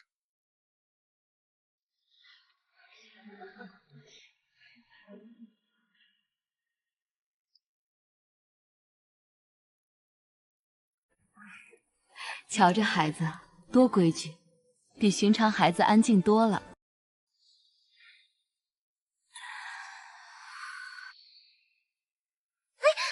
漂亮！桃猫将军冷静应对，使用神兽盾牌成功格挡，不要用嘴接原则，严格遵守。石不语先生，你的培训没白费。哎呀，臣妾不慎。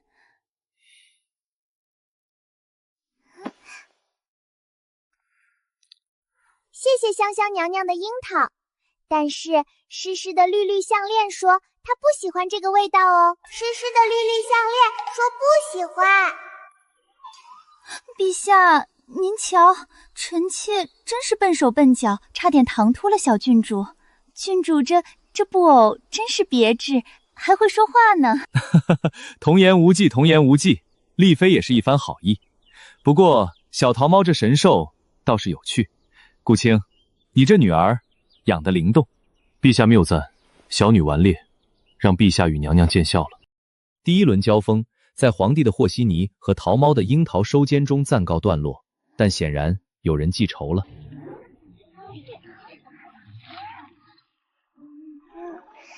没有鱼食。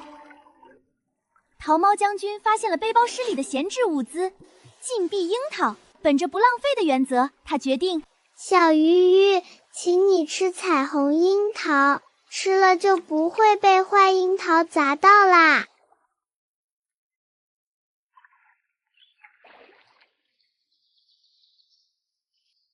注意，大地之眼被动技能触发，检测到恶意或新单位接近。桃猫雷达启动，发现可疑目标，单位笑容温和的宫女，携带物精美糕点，威胁等级未知，但石头热了。郡主金安，这是御膳房新制的梅花糕，陛下特命奴婢送来给郡主尝尝。您瞧，这小兔子形状的多可爱！不要，桃猫吃饱了，而且诗诗说她不喜欢兔子形状的点心，会做噩梦。郡主说笑了，布偶怎会做梦？那郡主尝尝这块荷花形的可好？完美！利用神兽挑食和物理转身两大技能，成功抵御了温柔投毒攻击。石不语先生的培训价值千金。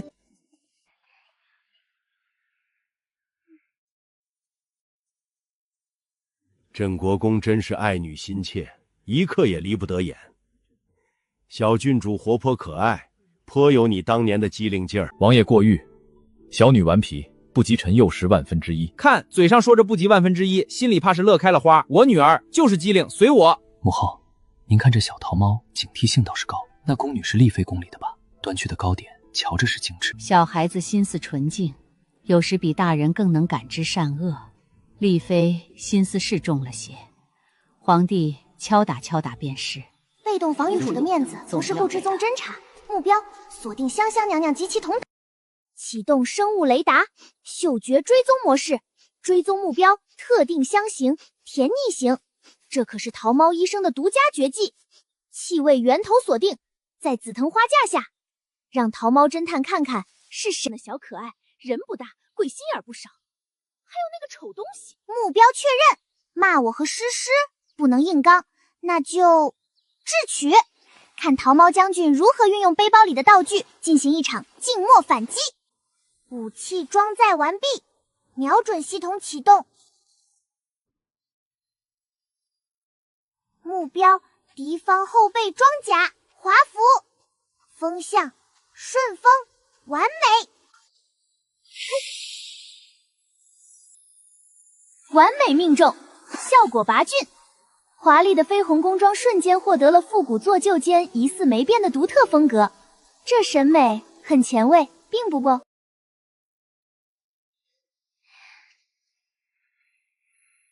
看，我们的女主角要返回主舞台了，她即将迎来人生的高光时刻。所到之处一片静默与瞳孔地震，看，那是灰还是丽妃娘娘最新潮的妆容，在衣服上，这是……姐姐，您这身后……大型社死现场，丽妃娘娘的面粉时装秀成为了本次芳菲宴最精彩的即兴节目。桃猫将军的静默反击效果超乎愿想。丽妃，何以如此失仪？还不快退下更衣！好了，反派暂时退场，带着一身荣耀的战损和破碎的尊严。面粉，这么巧，这小丫头和这丑狮子到底是谁的功劳？面粉倒是符合他魔法师的人设，罢了，没吃亏，也没留把柄，干得还算漂亮。丽妃今日是有些毛躁了，御花园风大，花粉尘土多也是有的。皇帝，宴会继续吧，别让孩子们受了惊。喧嚣散尽，归于平静。冒险结束，小英雄在守护者的怀里安然入睡。一边是复杂诡谲的宫廷与侍情，一边是简单纯粹的守护与亲情，而他们穿行其中。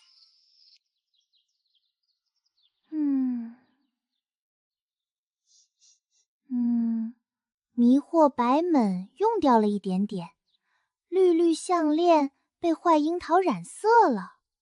但是，诗诗，你立大功了！你把香香娘娘变成了会走路的面粉包子，这是你的战斗勋章。等爹爹来了，桃猫要告诉爹爹，诗诗可厉害了。看，最高统帅悄然抵达视察现场，正在暗中听取前线汇报。不过，石头叔叔给的大地之眼也很厉害，他一热，桃猫就知道有坏人。石头叔叔是好人，虽然他被面条虫和黑毛球欺负了，下次见到他，桃猫要再请他吃酸雷。爹爹，你看诗诗的战斗勋章，香香娘娘送的。哦，丽妃娘娘为何要送诗诗面粉做勋章？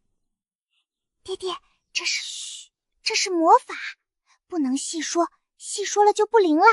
是诗诗和风伯伯一起变的魔术。原来如此，是为父唐突了，魔法之事却不可外传。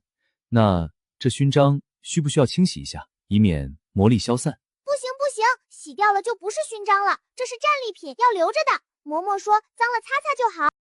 国公爷，昨夜贫道与石先生留下的弟子一同，以那地阴谷陶罐为引，暗中探查了丽妃所居的请霞宫外围。虽未在宫内发现直接的谷物气息，但在其小厨房隐蔽的角落感应到了一丝极其微弱的与那陶罐同源的甜生之气，似是近期处理公关之物所留。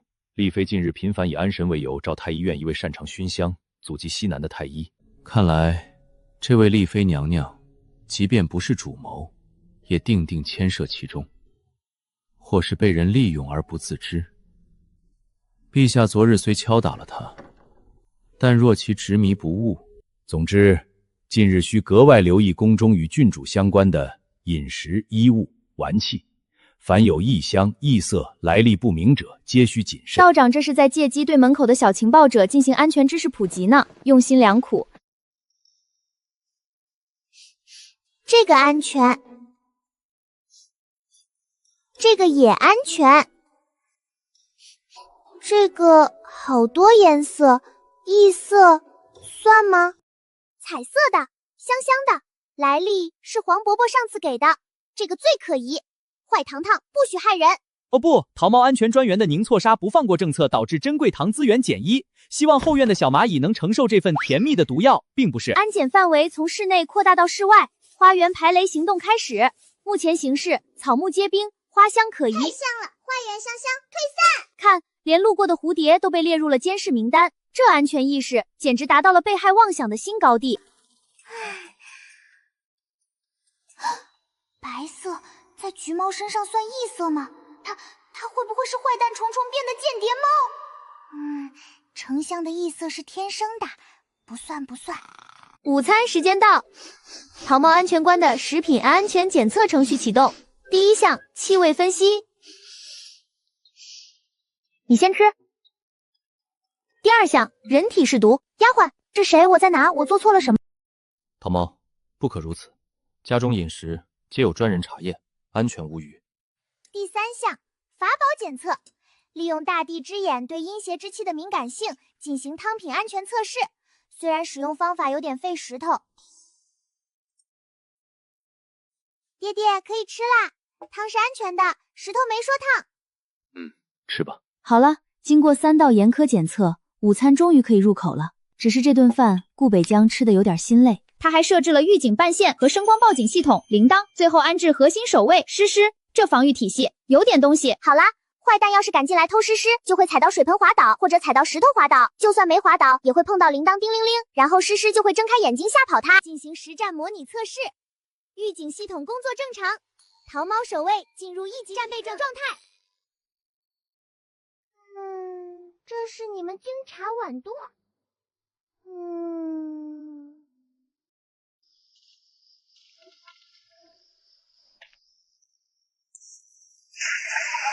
看，郑国公前军统帅在家中被女儿的复合陷阱成功伏击，战果鞋袜湿透，形象受损。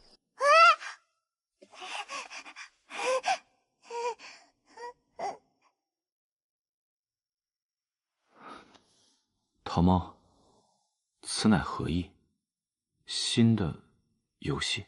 不是游戏，是陷阱，防坏人的，保护诗诗。可是桃猫忘了告诉爹爹密码了。好了，破案了。起因是安妮各光是防御优势工艺过硬，结果是低防御识别系统存在重大 bug， 导致误伤最高指挥官。能怎么办呢？自己宠出来的安全专家，含着泪也要支持他的工作啊。淘淘有安全意识，懂得保护自己与重要之物，爹爹很欣慰。然布置防御需划定安全区域，预留安全通道，并提前告知所有友军，否则便会如今日一般误伤自己人。今日是爹爹，若换了嬷嬷，岂不糟糕？桃猫懂了，以后设陷阱先画地图，告诉爹爹和嬷嬷哪里能走，还要定个暗号，比如学猫叫，喵，是自己人。可呼叫总部，发现不明飞行物，体型小巧，移动迅速，正在拉粑粑。哦，是麻雀小弟，解除警报。发现友军胖阿婶，携带补给点心，行进路线安全，无异常包裹。打哈欠动作标准，是本人无疑。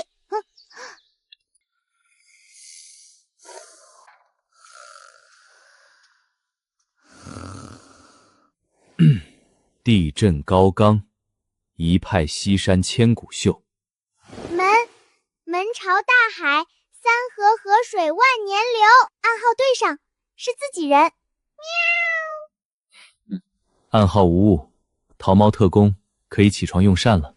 爹爹，外面真的安全吗？诗诗的勋章还在吗？有没有异香怪或者变色龙偷偷来过？放心，昨夜为父已令暗卫布下天罗地网，玄清道长也在府中关键节点设下防护，你的诗诗勋章安然无恙。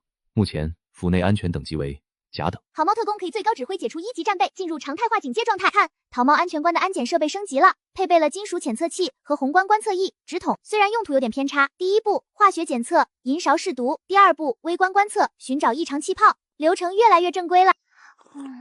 肉肉纹理清晰，颜色红润，无异色斑点，气味是葱香，安全。爹爹五官清晰，无变色，眼神正常，是本人。确认完毕。丞相，前方是迷魂草丛，可能有异香怪埋伏，我命令你前去侦查。下属橘猫公然违抗军令，选择就地休整，桃猫将军的指挥权威受到了严峻挑战。郡主这警觉性，怕是连只真蚊子都飞不进他心里去。让他玩吧，发泄一下精力也好，总比真遇上事儿慌张强。午休结束，桃猫工程师启动了超级神兽诗诗改的升级计划，目标打造全方位防御型神兽。第一步，加挂复合装甲纸片，虽然防御力存疑，但视觉效果很后现代。这是反探咒，坏蛋的攻击统统反探，看着这是在功能绊马索，坏蛋一靠近就会被红线绊倒。超级神兽师终极防御形态完成。哇，这下片熟制终极神兽诞生了，这审美恐怕连坏蛋看了都会犹豫要不要下手，怕被丑哭。奴才奉丽妃娘娘之命，特来向永安郡主赔罪。昨日宴上唐突，娘娘心中不安，特备薄礼，聊表歉意。警报警报！侦测到敌方势力的物流人员，桃猫安全官火速抵达现场，进行入境审查。这里面是什么？有没有异香？有没有机关？回郡主，是一套江南进贡的12生肖白玉把剑，还有几样新巧的点心，绝无异味，更无机关，请郡主明鉴。诗诗，用你的反弹咒和铠甲感应一下，如果是坏东西，就把它弹回去。有劳公公，丽妃娘娘有心了，礼物本宫代小女收下。爹爹，还没检查完呢，万一里面有……桃猫，真正的安检不在于当面打开，收下是礼数，事后查验是手段。当着来人的面，我们要表现得毫无防备，懂吗？谢谢香香娘娘，桃猫最喜欢礼物啦。看，这就是天赋，瞬间领悟战略伪装的精髓，从安检狂魔无缝切换到傻白甜萌娃，这演技，丽妃听了都得信以为真。爹爹，快去书房，关上门，我们要秘密检查。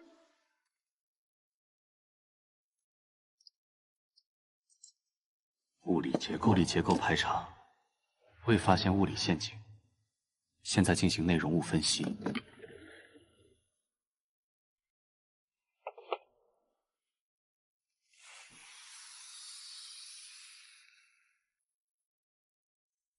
爹爹，那个点心彩色的异色，肯定是坏堂堂的同伙。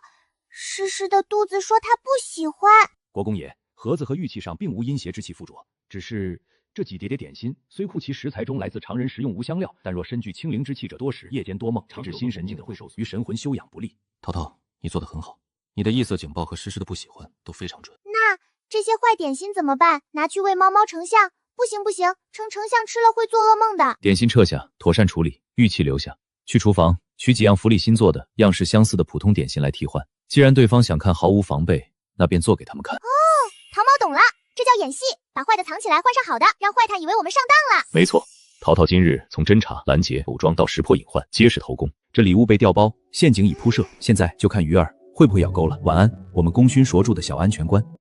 总司令桃猫已佩戴俨然成了一个军事要塞。总司令桃猫已佩戴合金头盔和面部伪装进入1级战备状态，眼神犀利，气势可笑。站住！口令，地震高冈的下一句是什么？还有，学猫叫，要带颤尾的。喵，嗷呜，一派西山千古秀。即使口令正确，也不能掉以轻心。利用前亮镜系统绑镜子的亮移杆进行2次身份核证。这战术素养，特种兵看了都得流泪。主子，宫中眼线传来消息，丽妃昨日送礼后，今日一早便去了太后宫中请安，言语间多有打探郡主喜好与身体情况。另外，国师的一名心腹小太监金城曾路过启霞宫后门。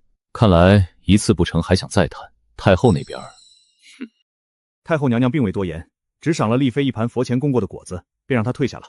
太后这是告诫她安分礼佛，少动歪心思。可惜有些人听不懂。爹爹，是那个香坏蛋娘娘又要来了吗？桃猫的诗诗已经准备好了。不是她要来，是她想知道桃猫喜欢什么，好再送礼物。爹爹，那我们给她一个假的情报，就像打仗要骗敌人一样。我们告诉她，桃猫最喜欢臭豆腐拌榴莲，再加点苦瓜汁。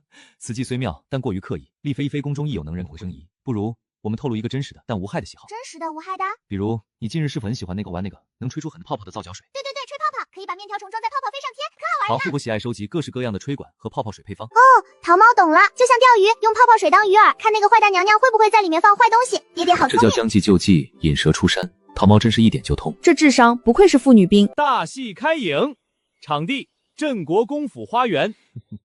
好，给你找。您看，这差事。小孩子嘛，正是贪玩的时候。这喜好倒也雅致，比舞刀弄拳强。放心吧，国公爷，这事儿包在本妃身上，定帮小郡主搜罗些新奇玩意儿。完美，消息将在最短时间内通过贵族八卦网直达后宫。国公爷，郡主，丽妃娘娘听闻郡主喜爱吹泡泡，特意寻了一套海外番邦进贡的琉璃吹管，并几瓶据说是用西域奇花秘制的泡泡水，特令奴才送来给郡主解闷。哇，大箱子，肯定是好玩的，谢谢香香娘娘。有劳娘娘费心。不敢，那奴才就先告退了。娘娘说，那西域秘制水需用琉璃管吹，效果最佳。演员退场，专家上线，真正的排爆工作现在开始。目标：解剖大鱼。看，这就是正午，美丽、精致，充满诱惑，也充满了危险的可能性。发现，巧工有不明粉末，液体气味异常，警报升级。国公爷，好精巧的手段！口粉末乃是一种激发剂，本身毒性微弱，但这瓶中液体名为醉蝶香。是由西域一种迷幻花提炼，气味甜腻，能使人精神亢奋，产生幻觉。若单独使用，只是略有不适，但一旦混合，用涂了激发剂的管子吹着醉蝶香泡泡，泡泡破裂时，药效会被瞬间催化，化作无形迷烟，被吸入体内。孩童吸入会神志昏沉，日夜颠倒，甚至损伤心智，变得痴傻。坏人想把桃猫变成小傻子，这样桃猫就不能保护爹爹，也不能当安全官了。坏蛋！是的，这就是目的。毁了孩子，就等于毁了顾北央的软肋和未来。这宫廷比战场更肮。道长，可有解法，既能保全陶陶，又能让对方以为计谋得逞？有，贫道可将此醉蝶香抽取其迷幻精华，换成无害的安神脂，色泽气味不变。至于啃口粉末，可换成滋补的身粉，泡泡吹出，不但无害，反倒有益身心，而对方只会以为郡主已中招。看，这就是天赋型选手，无需排练，一秒入戏。这呆滞的眼神，这迟缓的动作，这流着口水的憨笑，未来的演艺界欠他一座终生成就奖。小桃桃，这是怎么了？前几日还活蹦乱跳的。太后奶奶好，桃桃玩泡泡。看，主要观众丽妃已入戏，他信了，他以为他的毒计成功了，那压抑不住的喜悦是魔鬼的笑容。回太后，小女近日也不知何故，精神日渐不济，太医看了也说不出所以然，须是玩物丧志，伤了神吧。导演很卡，主演桃猫1秒出戏，恢复戏精本精状态，并开始迫不及待的求表扬。爹爹，桃猫演的怎么样？像不像？那个香香娘娘是不是被我骗到啦？戏外面车夫、随行侍卫，甚至街边行人都可能是观众。从现在起，只要出了咱们的房门，你就要时刻记住，你是傻桃猫。面临职业生涯最严峻考验，对冰糖葫芦免疫。冰糖葫芦，又甜又脆的冰糖葫芦嘞！桃猫演员顶住了诱惑，用精湛的演技诠释了心如死灰，这信念感绝了。奖励，回家再吃。看，再严格的导演也抵不住心疼自家主演，偷偷塞道具以资鼓励。父女谍战剧秒变温馨家庭剧，分镜段落2分9，府门安检，自己人也骗。郡主回来了。郡主这是怎么了？早上出门还好好的。我的心肝儿，这是……郡主今日在宫中略感不适，需静养，无事不得打扰。郡主，跟嬷嬷回去歇着，嬷嬷给你做最爱吃的杏仁挠。聪明，利用肢体接触传递我没事的暗号，既安抚了最亲近的人，又没破坏表演。桃猫特工心思缜密。可怜的娃，怎么出去一趟就……爹爹，嬷嬷，吓到你们了吧？桃猫演的像不像大傻子？哎呦，我的小祖宗，你可吓死嬷嬷了！刚才那一下挠，老奴这心才算落回肚子里。岂止是像，连为父都差点信了。第一位探病的观众玉王妃已抵达片场，她将亲自检验桃猫恶化后的演技。主演以病弱美人造型惊艳吓人亮相，这苍白的脸色，这无神的眼眸，这凌乱的发型，细节满分。哎呦，我的小郡主，这才几日，怎么憔悴成这样？红色的，会说话的。国公爷，这看着不只是不适啊。太医怎么说？太医也束手无策，只说是邪风入脑，心神受损，开了安神的方子，却不见起色。如今连人都认不大清了。王爷，看影帝影后飘驾，一个胡言乱语，一个痛苦天皮无缝。玉王妃观众已深信勿疑。你说的对，水里有星星，我们去捞。郡主，使不得，那是盆栽，不是水。放开，星星要跑了。他们说香香娘娘的泡泡是苦的。国公爷，这莫非是中邪了？还提到丽妃的泡泡，让王妃见笑了。小女病中胡言，不足为谢。王妃今日探摄之情，本宫铭记，改日再谢。快回府！不，先去去我常去的茶楼，我得找人说说，这事儿太蹊跷了。你们是不知道啊，那郑国公府现在可是乱成了一锅锅啊！那小郡主中邪了。看，首席谣言发酵机玉王妃已启动，经过她的艺术加工，郡主中邪和丽妃泡泡这两个关键词将像病毒一样在贵族圈传播。都说小郡主邪风入脑，胡言乱语，还指着盆栽说胡话，最后竟昏了过去。昏迷前还说什么泡泡是苦的，泡泡是苦的。难道那药还自己把不对？完美，鱼儿不仅打了勾，吞得更湿了。丽妃完全相信是自己的毒计奏效，并且效果寡白，她正一步步走向陷阱中心。泡泡是苦的，泡泡是苦的，丽妃看来是真留不得了。皇帝那边也该有个最高层太后已收到信息，并做出了判断。丽妃的丧钟其实已经敲响，只是她自己还不知道。但是爹爹，我们接下来怎么办？一直装傻吗？桃猫会不会装久了真的变傻呀？不会，我们只在外人面前装，在家，在爹爹和嬷嬷面前，你还是那个最机灵的桃猫。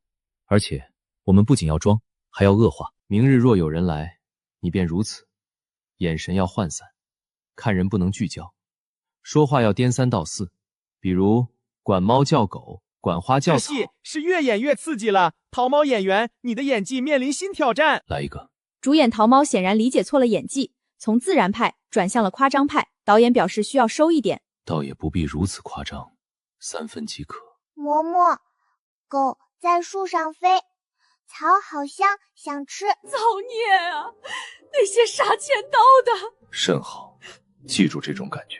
导演继续加戏，另外增加幻视空听症状效，这下从智力受损秀损直接升级到精神障碍了。桃猫演员，你的戏路越来越狂了。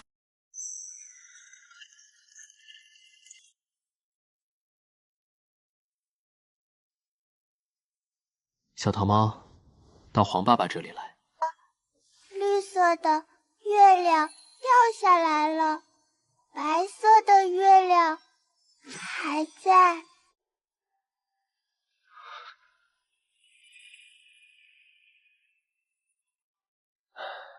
顾青，委屈你们父女了。桃猫这病，朕会命太医院倾力诊治。至于其他的，选择了默许甚至配合，心中有数，则是对丽妃的最终判决。爹爹，黄伯伯好吓人，桃猫差点就笑场了。你做得很好，比爹爹想象的还要好。是爹爹让你受委屈了。桃猫不委屈，桃猫在保护爹爹，也在保护自己。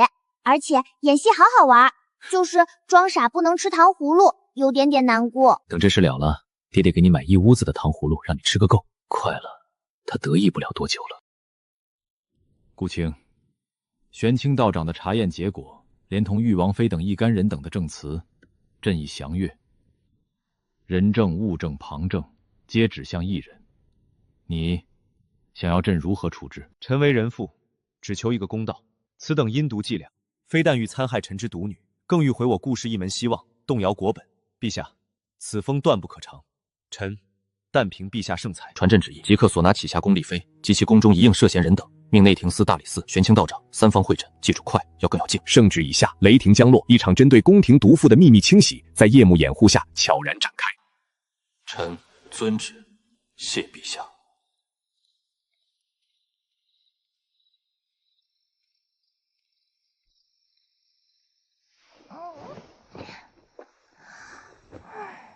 诗诗好无聊啊，不能去花园追蝴蝶，不能去池塘看鱼鱼，也不能去厨房偷吃糕糕。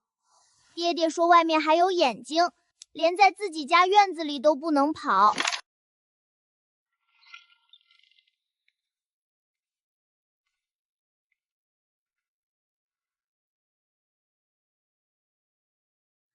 爹爹，坏人抓到了吗？桃猫可以病好了吗？抓到了，陛下圣明，已将其打入冷宫，听候发落。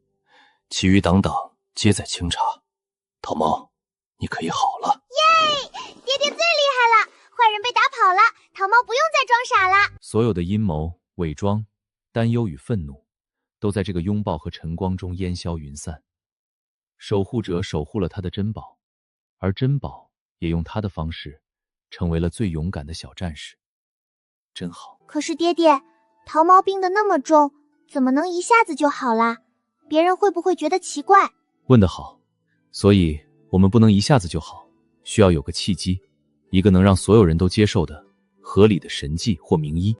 康复大戏第一幕在镇国公府花园正式开演，主演桃猫，状态从呆滞向迷茫，但有反应过度。小郡主，你能下地走动了，气色看着也好多了。绝杀，这个缓慢回归的微笑，精准地演绎了神智出复的脆弱与希望。誉王妃观众的心瞬间被击中，对佛宝治愈之说深信不疑。桃猫的演技已入画境。大道无形，生育天地；大道无情，运行日月；大道无名，常养万物。吾不知其名，强名曰道。头疼，有虫子在爬。内，邪祟残留，还不散去！出现了康复过程中的病情反复，这是经典桥段。桃猫和玄清的配合天衣无缝。嬷嬷，我怎么了？刚才好像做了个噩梦。无妨，此乃驱除脑中最后一点阴祟之气的正常反应。经此一遭，郡主神魂已基本稳固，日后只需静调养。好了，官方给出了权威医学解释，这次病情反复事件不仅不坏事儿，反而成了康复的有力证据。计划通。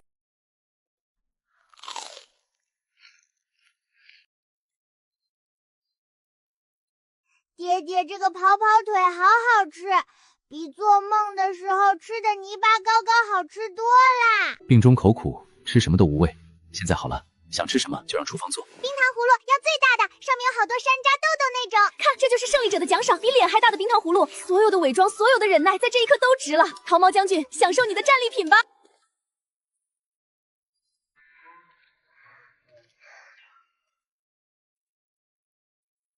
快到哀家这儿来，让哀家好好瞧瞧。气色是好多了，眼神也灵光了，这菩提子戴着可还舒服？回太后奶奶，桃猫好啦，带着佛珠子，心里可踏实了，晚上都不做噩梦了。谢谢太后奶奶救桃猫。桃猫，可还记得生病时的事？比如那些泡泡。终于演完啦，黄伯伯刚才好吓人。都过去了，桃猫今天表现得最好。从今往后，我的桃猫再也不用装病，可以想跑就跑，想笑就笑，想吃糖葫芦就糖葫芦了。看着这位陪伴他经历风雨、立下赫赫战功的亲密战友，桃猫在想什么呢？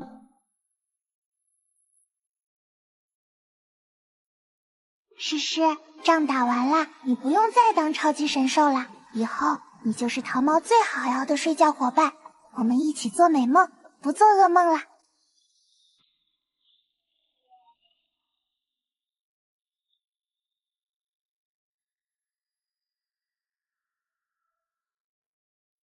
听说了吗？启霞宫那位昨日夜里彻底病了，被挪到最西边的静思院去了。据说身边就留了一个老嬷嬷。一夜之间，树倒猢狲散，宫中八卦界迎来了新的狂欢。何止，他宫里那个管小厨房的，还有常去太医院的那个太医，天没亮就被内廷司的人。看，真正的大鱼依旧潜藏水底，冷静地观察着这一切，断尾求生对他而言或许只是常规操作，游戏还远未结束。与此同时，风暴的真正将军正享受着他大病初愈的第一个平静清晨，外面的血雨腥风与他窗外的鸟语花香形成了两个世界。爹爹，这是什么？新的圣旨吗？是不是黄伯哥又要赏桃猫糖葫芦啦？此乃陛下特许，凭此券，桃猫可随时去百味斋任选其内所有糕点糖果，无需付银，记在宫中账上，算是对你此次受惊的补偿，以及配合有功的奖赏。随时任选所有，不要钱！耶！黄伯伯是天下第一大好黄伯伯，桃猫爱死他啦！百味斋，桃猫来啦！不过需有嬷嬷或爹爹陪同方可，且每日不可过量，以免积食。看，对于桃猫来说，什么金银珠宝都不如一张甜品终身免费畅吃卡来的实在。物质。看紧他，莫让他一次吃太多。这张凭证或许会引来些注意，务必小心。是。爹爹放心，桃猫是去视察民情，扫到零食，不是去打架。嬷嬷，快走快走，驾！百味斋，桃猫将军，你的战场到了。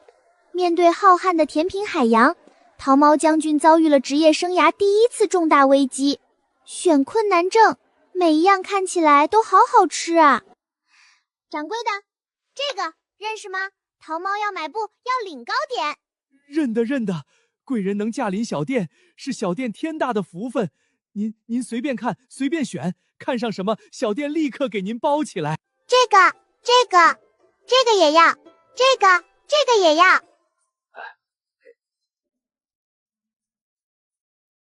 幸福的烦恼来了，拿不动了，可还有那么多宝藏在向他招手，这可怎么办？是谁来了？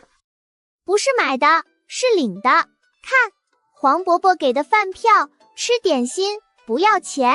看桃猫将军凭借皇家终身免费吃喝特权，瞬间成为了儿童界的顶级偶像。这待遇，这牌面，谁看了不迷糊？见者有份，桃猫请客。嬷嬷，把这些分给小伙伴们尝尝。看，这就是分享的快乐。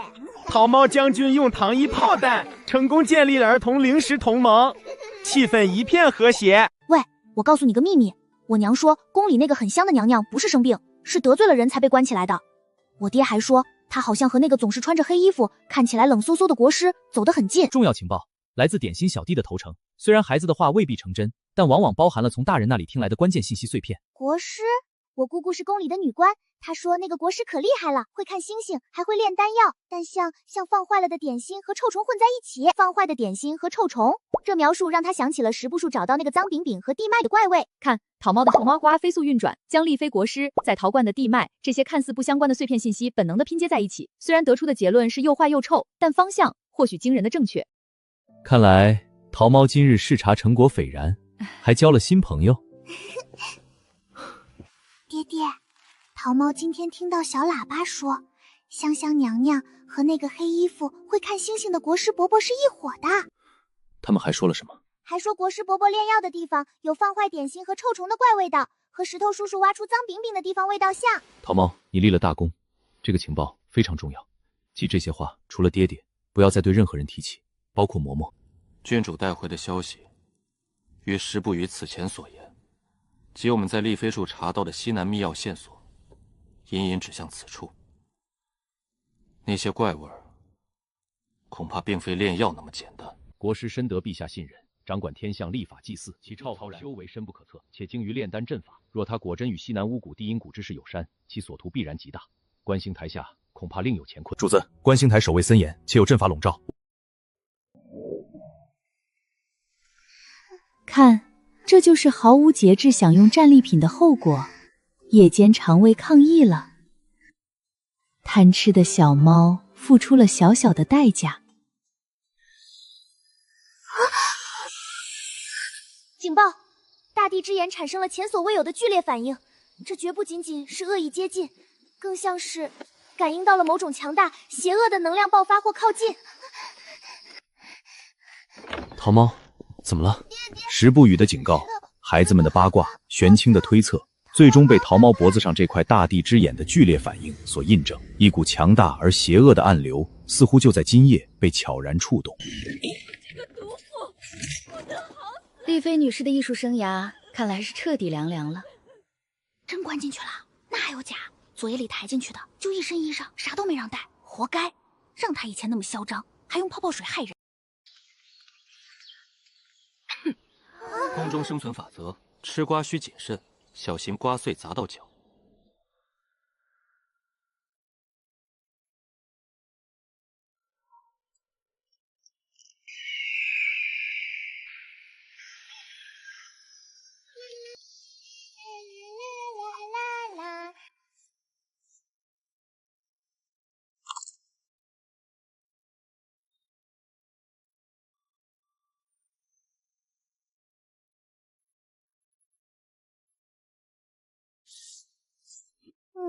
诗诗的功劳最大，要给他发什么奖呢？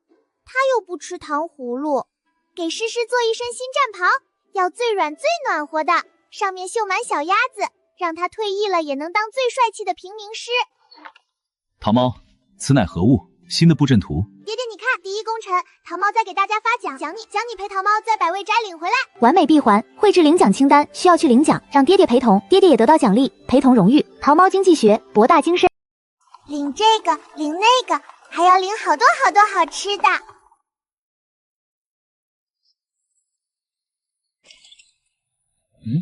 有情况，门口出现可疑人物，疑似在进行非法交易。娘子，今日新出的琉璃盏和玉露团紧抄得很，排到您这儿估计没了。我这儿有快通牌，加10文钱，立马能进去买，怎么样？喂，你你是个坏人，插队是不对的，还想多收钱。桃猫要告诉掌柜伯伯，把你抓起来。小贵人误会了，我开玩笑的，开玩笑的。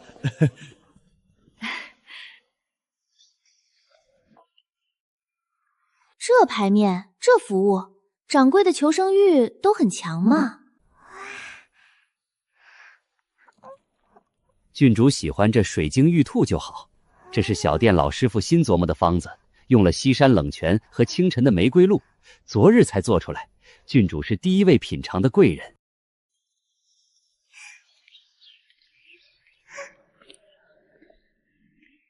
注意，顶级猎手的雷达响了，侦测到不明视线锁定，目标似乎不是人，而是桃猫的石头项链。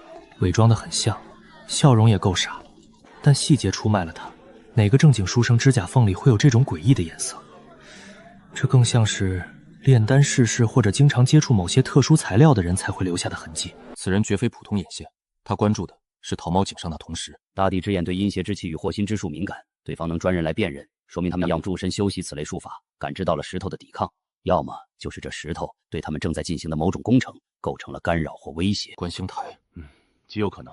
低音谷引子、西南秘药、丽妃的泡泡水，再到这能感应异常的同时，诸多线索隐隐都指着那位。若他在观星台下真有不轨之举，同时在附近，或许会如毛在背。主子，可要加强对郡主的护卫，或暂时收回那铜石。石头是十不与赠与桃猫的护身之物，不可轻动，加强护卫即可，但需外松内紧。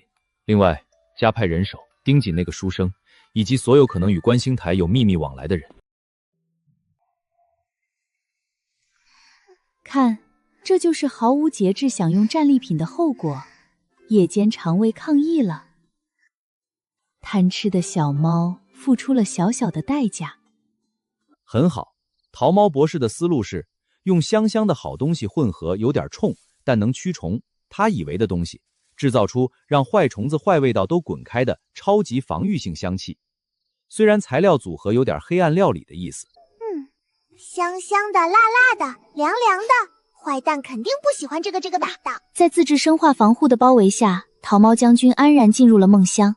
他不知道这个无意中的举动，或许会在未来带来意想不到的效果。最高级别情报：大地之眼在香料包的包裹下，依然发出了前所未有的剧烈高温预警。这次的反应比以往任何一次都要强烈、持久。加热版复合驱邪气味开始弥漫，这威力堪比化学武器的首轮打击。爹爹，石头烧起来了，好烫！有坏人，很大的坏人来了！好了，你先去准备吧。爹爹，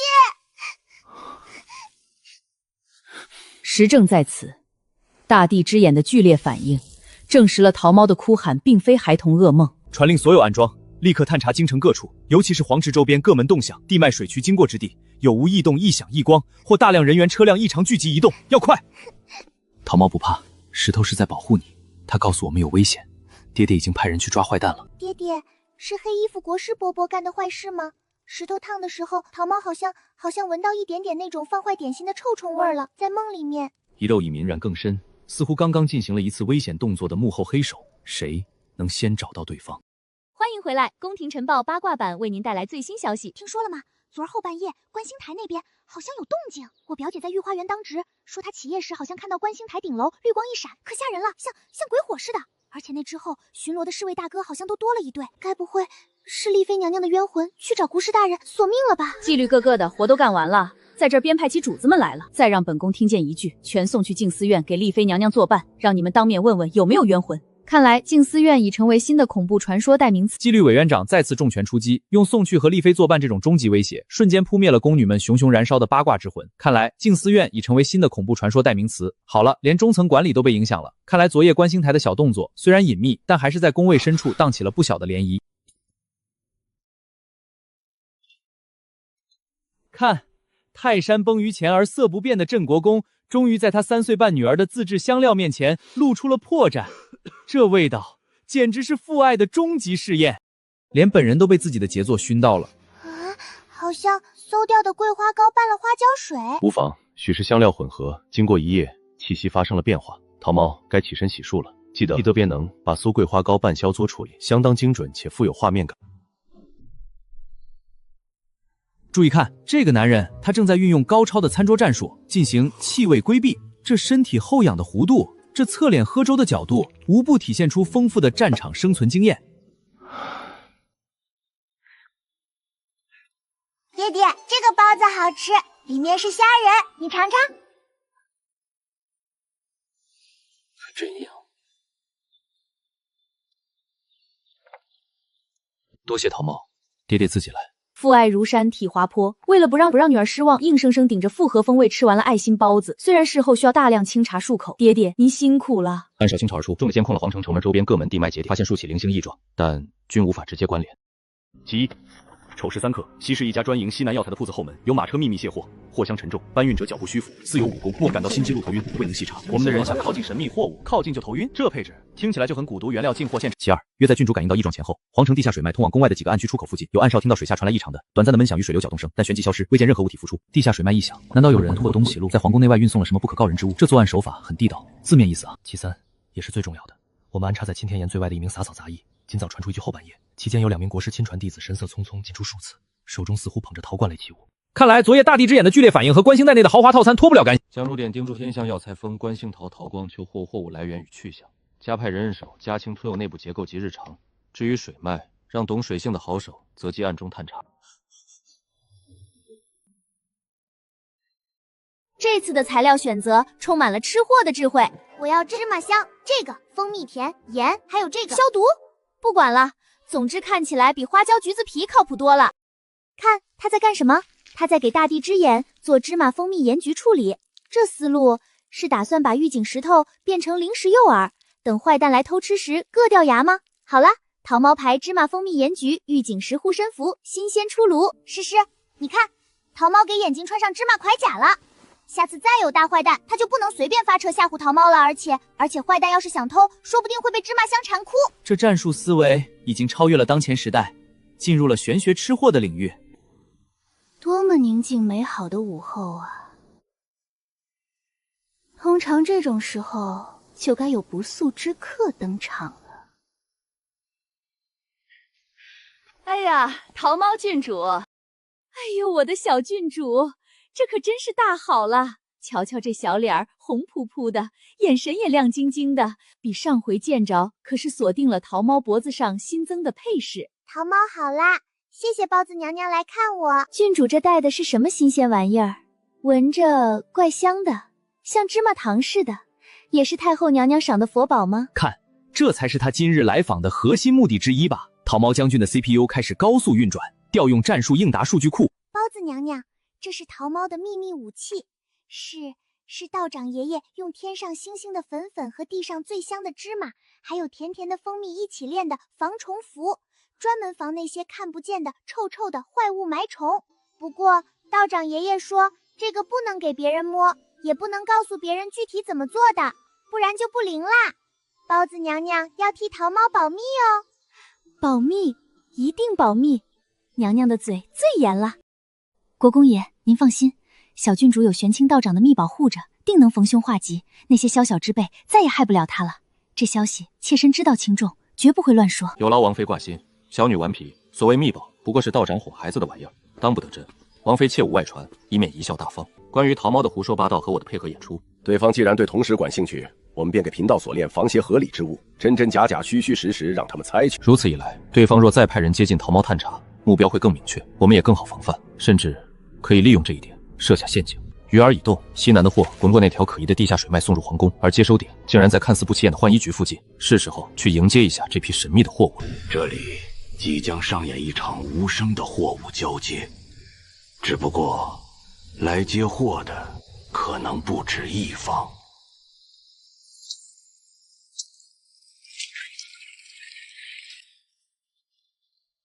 收货方阵容豪华，服务惊喜，提供武装到牙齿的到货集体服务。只不过这服务可能不是快递员想要的。东西放下，人可以走，或者东西和人都留下。任务完成，成功截获关键证物。带走，人赃并获，截获关键证物新小陶罐。接下来就是请玄清道长这位首席鉴定师来好好看看这批货到底藏着什么更深的秘密。欢迎收看午夜特别节目《密室鉴宝》。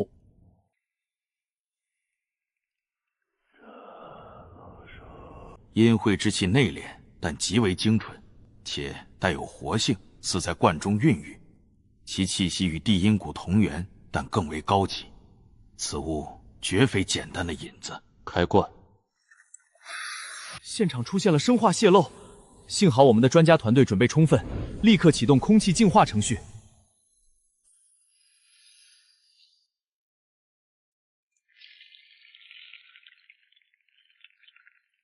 竟是血随阴软，这已经不是另外2罐恐怕也是同类，甚至更糟。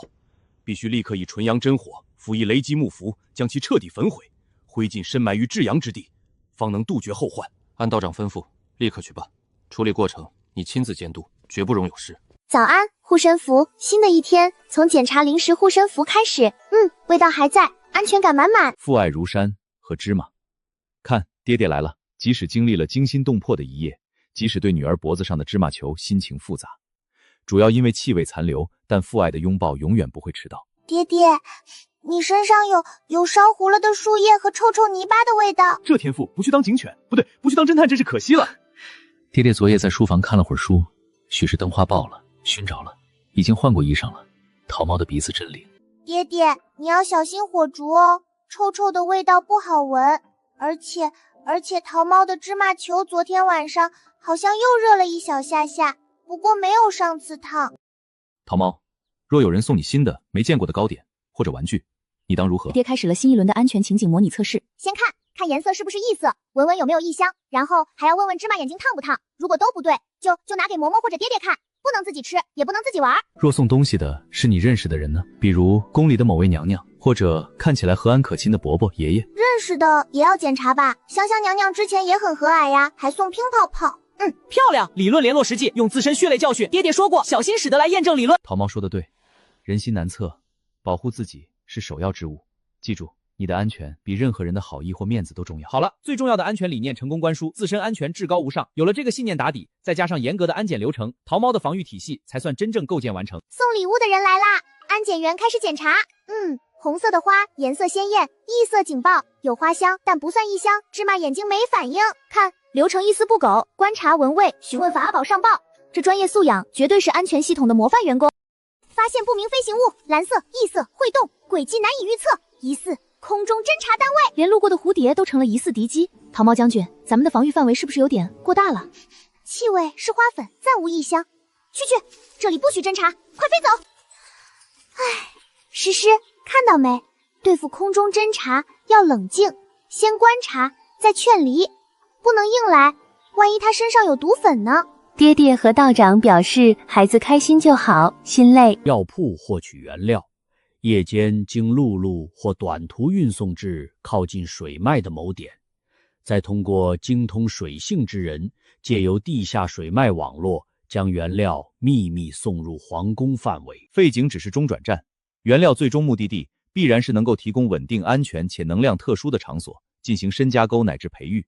皇宫之中符合此条件且能完全避开常规侦查的，十不语那边可有消息？西南的源头或许能提供更直接的线索或证据。尚未有明确消息，西南山高路远，巫蛊之术传承隐秘，或者等待副本 BOSS 国师自己露出更大的破绽。老爷，这位先生要见您。哦，贫道弟子乃国师座下弟子，道号清虚，奉家师之命，特来拜会镇国公。刚刚锁定观星台是嫌疑地，那边就派外交使者上门了，这是挑衅还是试探？家师听闻府上小郡主前番暴患，虽已康复，然幼儿神魂易损。家师近日新得一块温养神魂的暖阳玉，性最平和，于孩童大有裨益，特命贫道送来。道具满分，但现在它更像一个包装精美的潘多拉帽盒。国师大人有心了，只是小女年幼顽皮，如此贵重之物恐有损坏，且她近日已得太后所赐仆子护身，不便再多配他物。漂亮，还请道长待由充分，态度礼貌。但据本宫谢过国师利落。他立刻召来玄清，将清虚的来意和玉佩描述了一遍。暖阳玉确是温养神魂的良材，但也蒸其性温，极易被动手脚，比如在其中嵌入极微小的阴水之物或符咒，外表毫无异状，长期青天收回贴身佩戴，效果与血随阴质有异曲同工之心妙，只是更慢更隐。哈哈，郡主，可否将你那护身符给贫道一观？对阴邪之气的感应似乎更为敏锐集中，且外附之物竟在一定数上隔绝探测的效用。对方若想远程感应此时，或借此时反向定位郡主，怕是更难了。歪打正着，哈哈哈！桃猫博士的黑暗料理护身符居然被玄学大师认证了隔绝探测的隐藏属性。芝麻蜂蜜盐误打误撞形成了某种干扰层，这大概就是传说中的美食防御魔法吧。桃猫，不愧是你。对方投石问稳送玉佩具，有知郡主防身，短期内应不会再用此类温和手段。他们要么暂时潜伏，要么会设法破坏或绕开这密宝。那便让他们来，加强府内警戒，尤其是桃猫眼身边明松暗记。桃猫，今日尽量不要离身，也不要随便取下来给人看，记住了吗？记住了，这是桃猫和道长爷爷的秘密武器，谁也不给看，睡觉也带着。或许我们还可以利用一下这芝麻球，对方若真想打他的主意，必然会再次派人接近。我们只需布好网，等鱼儿上钩，说不定能顺藤摸瓜，抓到更多把柄。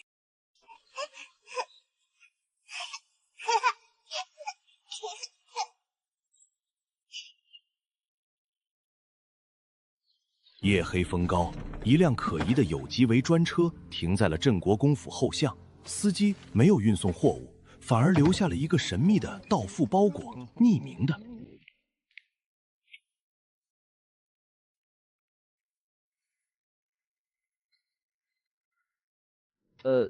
等等，说好的毒药、暗器、诅咒人偶呢？怎么是三字经？连玄学大师都困惑了，难道真是送错地址了？有发现，书页有夹层。果然，正经人谁会把三字经用油纸包着塞墙缝啊？这里面肯定有鬼。剥开伪装，出现了古典谍战手法，裱糊夹层，把秘密写在夹层里。外表看是普通书籍，这手法很有年代感，但也非常有效。密码情报，这手段相当专业。看来对方在传递下一次行动计划的时间和地点。对方在约人见面，或者交接新的货物。速报公公爷，一场针对镇国公府，或者说针对桃猫的新的秘密行动，已然在暗处排上了日程。而我们的桃猫此刻在做什么呢？嬷嬷，把凳子放这里，对，斜着放，还有这个蒲盆挡在凳子前面。门口就是第一道防线，看，这道防线集物理阻碍、减速豌豆和狭窄通道于一体，任何想强行闯入的坏蛋都得先过梅花桩和纸叶盘这关。这样，如果有人从窗户进来，铃铛就会响，诗诗就能听见。普斯诗诗8音期最喜欢的点心，还要到那芝麻的宝藏球护身。哎呦，桃猫将军，你这防御体系好像有点六亲不认啊。桃猫，这是何故？爹爹，桃猫布置的超级防御阵，门口有斑马锁和豆豆地雷，窗户有叮当警报，床上是安全堡垒，并期蛋肯定进不来。很有想法。不过豆豆地雷易伤及无辜，且不易清理。绊马索也需留出安全通道，以免误伤自己人，比如爹爹和嬷嬷。那桃猫把豆豆扫到角落，只撒在窗户下面。绊马索给爹爹和嬷嬷留个暗号通道。可桃猫，近日若在府中，尤其是花园偏僻处，见到任何生面孔或举止奇怪之人，尤其是靠近那棵大柳树附近的，不要靠近，立刻告诉爹爹或嬷嬷，记住了吗？记住了。发现可疑分子，特别是柳树怪人，立刻报告。哇！注意！注意！大型噪音飞行器接近目标，体型微重，飞行轨迹飘忽，他在采花粉。哦，是蜜蜂工人执行采蜜任务，无害。糟了，侦查员不慎发出声响，可能引起注意。虽然对方只是个园东。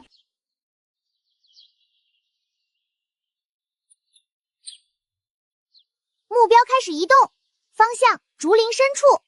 该区域平日少有人质，符合秘密接头或藏匿物品的地点特征。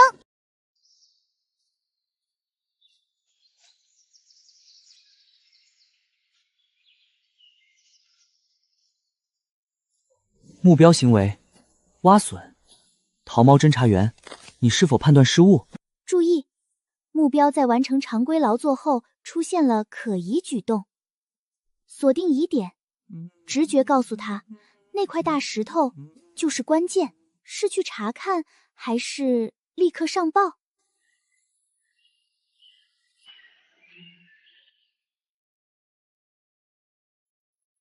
初步探查，未发现明显异常，难道真是误会？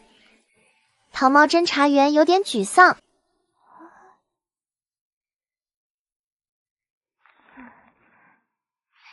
爹，报告！发现柳树怪人，不是，是园丁爷爷，他在竹林大石头后面藏了这个。桃猫，你可有触碰里面之物？可有不舒服？没有打开，桃猫用手帕包着拿的。很好，知道用隔离物，安全意识深入骨髓。桃猫安全官，你是专业的。这是浸染了蓄以特定阴血混合，埋于极阴之地，酝酿至少7期49日，方能铁证如山，实锤了。这就是炼制血髓阴出的核心原料之一，而且必须新鲜酝酿。这说明在镇国公府内就有一个秘密的阳谷点，而府中的园丁负责的传言内鬼。很好，竟将爪子伸到本宫府内，还安插了人。那园丁在府中已有10年，必须立刻控制此人，顺藤摸瓜，找出府内其他可能的暗桩，以及他们培育引魂土的地点。那地方必然阴晦之气极重，且靠近水源或地脉。立刻秘密讨拿流浪妖小账也即将暴露小。而这一切都源于我们的小侦查员桃猫。在竹林深处，靠近一段废弃的排水暗通的潮湿泥土下，挖出了一个埋藏的陶瓮，里面正是大量类似的引魂土，还混合着一些古怪的草药和骨粉。那里阴气极重，且靠近水脉，符合培育条件。桃猫，你又救了爹爹，救了整个府里的人。若非你机警，此患不知要潜伏到何时，酿成何等大祸。桃猫是侦查员呀，侦查员就是要发现坏蛋。爹爹，那个旧书密码和园丁爷爷藏的臭臭土是一伙坏蛋吗？他们是不是要干更大的坏事？经过昨日的内鬼惊魂，镇国公府启动了最高级别的安全大清筛行动，目标找出府内任何可能藏囊的第2个油纸包、第3块松动石板，以及一切看起来不像石头但可能是石头的可疑物品。报告，发现不明带刺球形生物，疑似新型暗器，有陈年鸡毛味和一点点汗味。需不需要送去给道长查验？桃猫3年前的剑子列为气味可疑物品，这安检标准已经细致到分子级别了。异色、异形、异香，高度可疑，需立即销毁。看，这就是原则，哪怕是自己当年偷藏没吃完的战略储备，只要符合3亿标准，也绝不姑息。刘老船，你是自己说，还是等本宫帮你回忆？那引魂土从何而来？送往何处？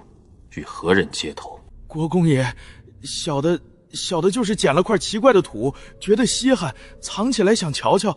小的什么都不知道啊！此符专破迷障，镇心神，在老道面前还要装神弄鬼吗？小的只是最外围的泥土，拿钱藏东西，每次都不一样。有时是夜里丢进墙根的石头，有时菜市口第3棵槐树下划的记号。小的真的不知道背后是谁。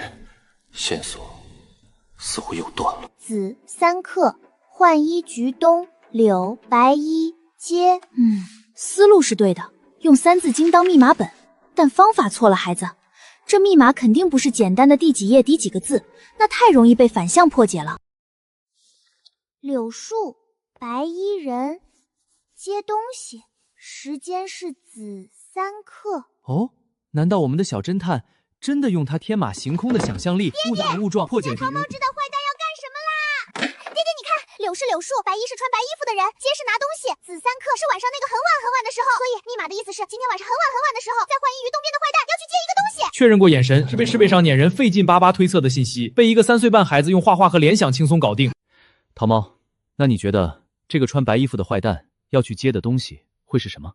肯定是更坏的东西，比臭处还坏，说不定是能让人一下子变成大傻子的超级臭臭粉，或者是能控制人跳舞的痒痒虫。桃猫分析的很有道理，所以今晚爹爹要去抓住这个白衣坏蛋，截住他的坏东西。桃猫要乖乖待在府里，和嬷嬷在一起，哪里也不要去，能做到吗？爹爹要小心，白衣坏蛋可能很厉害，要不要把桃猫的芝麻眼睛借给你？它能发热报警。总指挥爹爹即将出征，后勤部长桃猫紧急筹措军用物资：核桃酥、杂仁、辣椒粉、辣眼睛。八音盒让它悔过。终极装备桃猫手绘开光，爹爹无敌护身符。爹爹，给你桃猫支援包，里面有打坏蛋的东西，还有桃猫画的无敌符，你带着肯定赢。好，爹爹一定带着桃猫的支援包，把坏蛋抓回来。好了，最强外挂已装备，带着女儿的爱与和舞的爹爹，今晚战力加10086。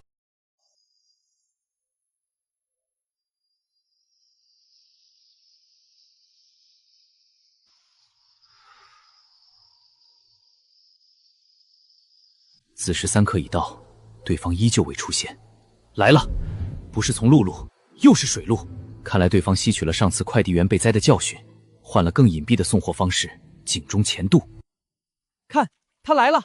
虽然此白衣非彼白衣，但桃猫的破译在核心要素上完全正确，时间、地点、人物特征、行为全中，神了！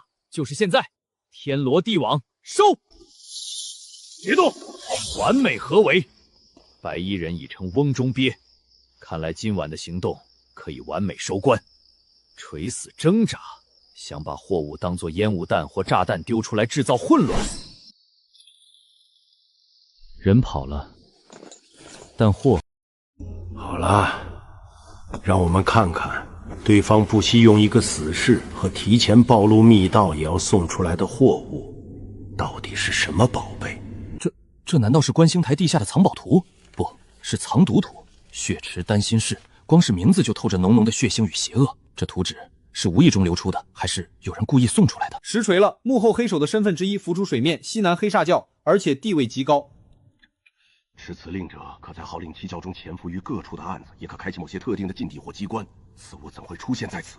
国师与这个邪教果然有千丝万缕的联系，是警告，也是诱饵。警告我们，他们的势力与准备远超我们想象。诱饵是图纸和令牌丹仙室，那里或许有我们的确凿证据，或许是龙潭虎穴，去了就回不来。抉择时刻，前进可能是陷阱，是毁灭；后则永无宁日。女儿将一直活在威胁之下，这就是他要守护的一切。为了这片宁静的睡颜，龙。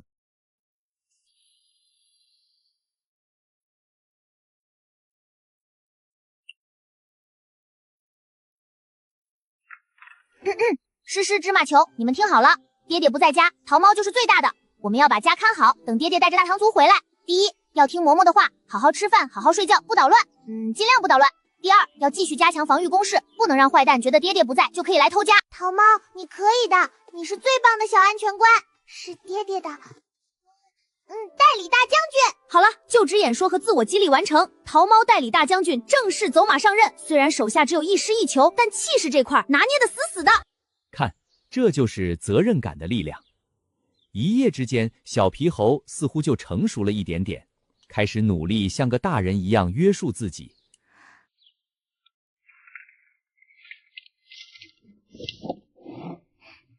这是这个比铃铛响，坏蛋一开窗，碗掉下来，哐当，全府都听见。这是指挥部，插上军旗，敌人就不敢靠近了。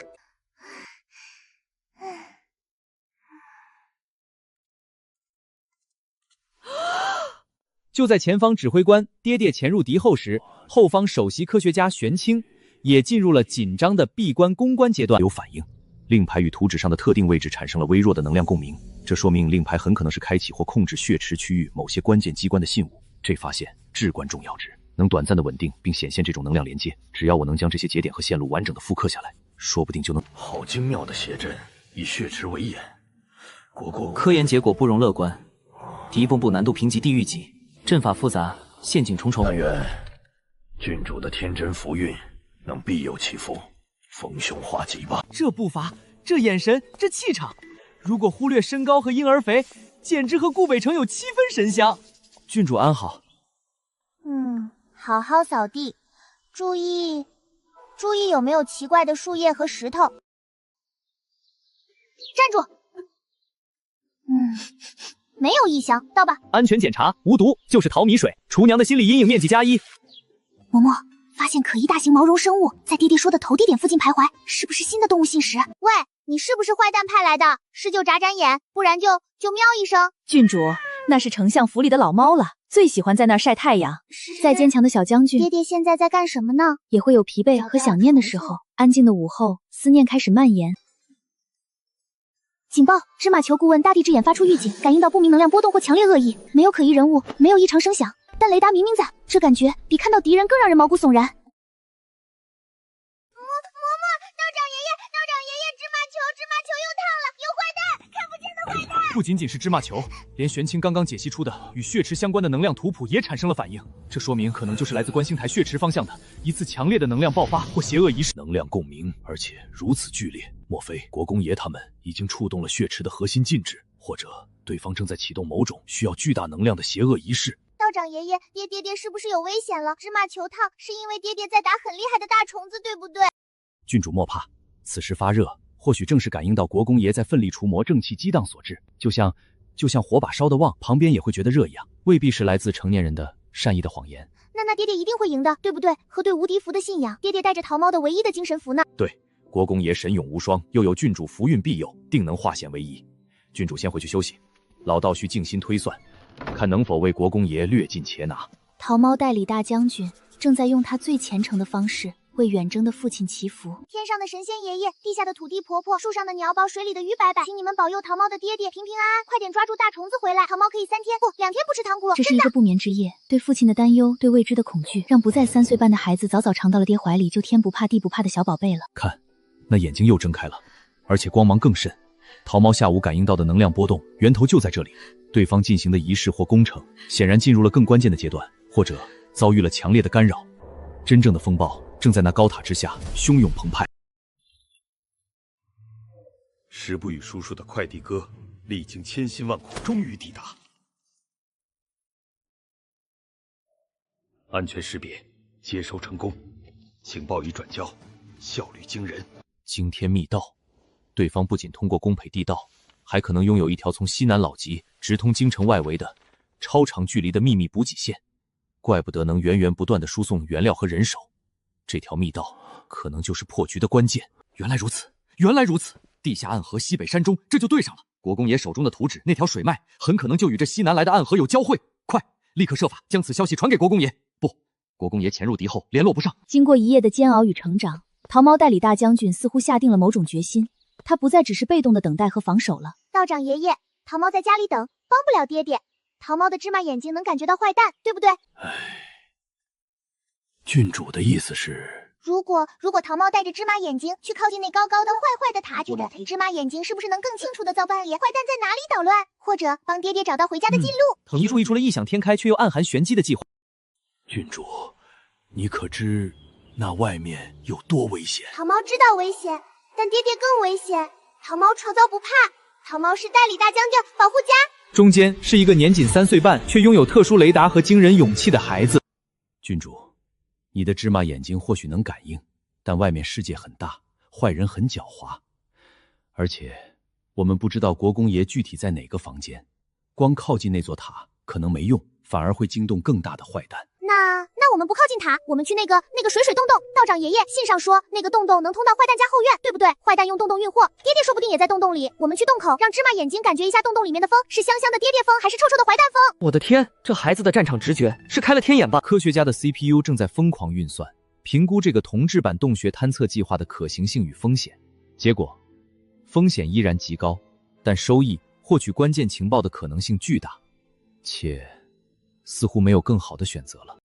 此事凶险万分，郡主必须答应老道3件事，否则断不可行。第一，此行一切行动听老道与嬷嬷指挥，不得擅自离队，不得触碰任何不明之物，尤其是洞内物品。是，长官，桃猫保证听话，只看不动。第二，若芝麻球有异，无论发热、发凉或你感到任何不适，必须立刻告知，我们即刻撤回，不得有误。芝麻眼睛一打报告，桃猫就打报告。第三，也是最重要的一条，此事绝密，除你我、嬷嬷及少数必须同行的护卫外，不得对任何人泄露半字，包括你不说梦话也不说，梦里也捂住嘴说。行动第一步，更换皮肤，从锦绣郡主皮肤切换为乡下丫头皮肤。嬷嬷，这个衣服没有桃猫的软。我的小祖宗，这是为了不让人认出你来。来，把脸也弄脏点儿。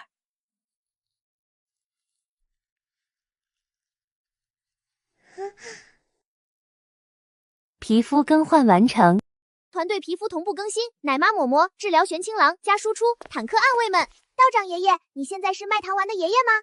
是看病的郎中爷爷。郡主，出了门，老道是你陈爷爷，嬷嬷是你阿婆，你是小鸭，莫要叫错了。行动开始，桃猫特别行动小组乘着战略坐骑小毛驴，低调离开基地，融入人民群众的汪洋大海，隐蔽性完美。对于从未以平民身份出过门的桃猫来说，这趟出差的开头简直像春游，看什么都新鲜。第一道关卡，城门顺利通过，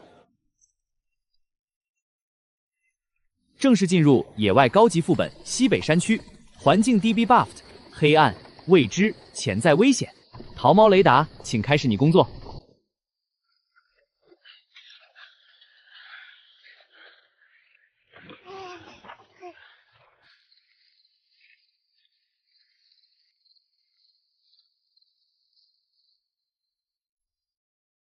根据导航，已抵达目标区域附近，请雷达开始扫描。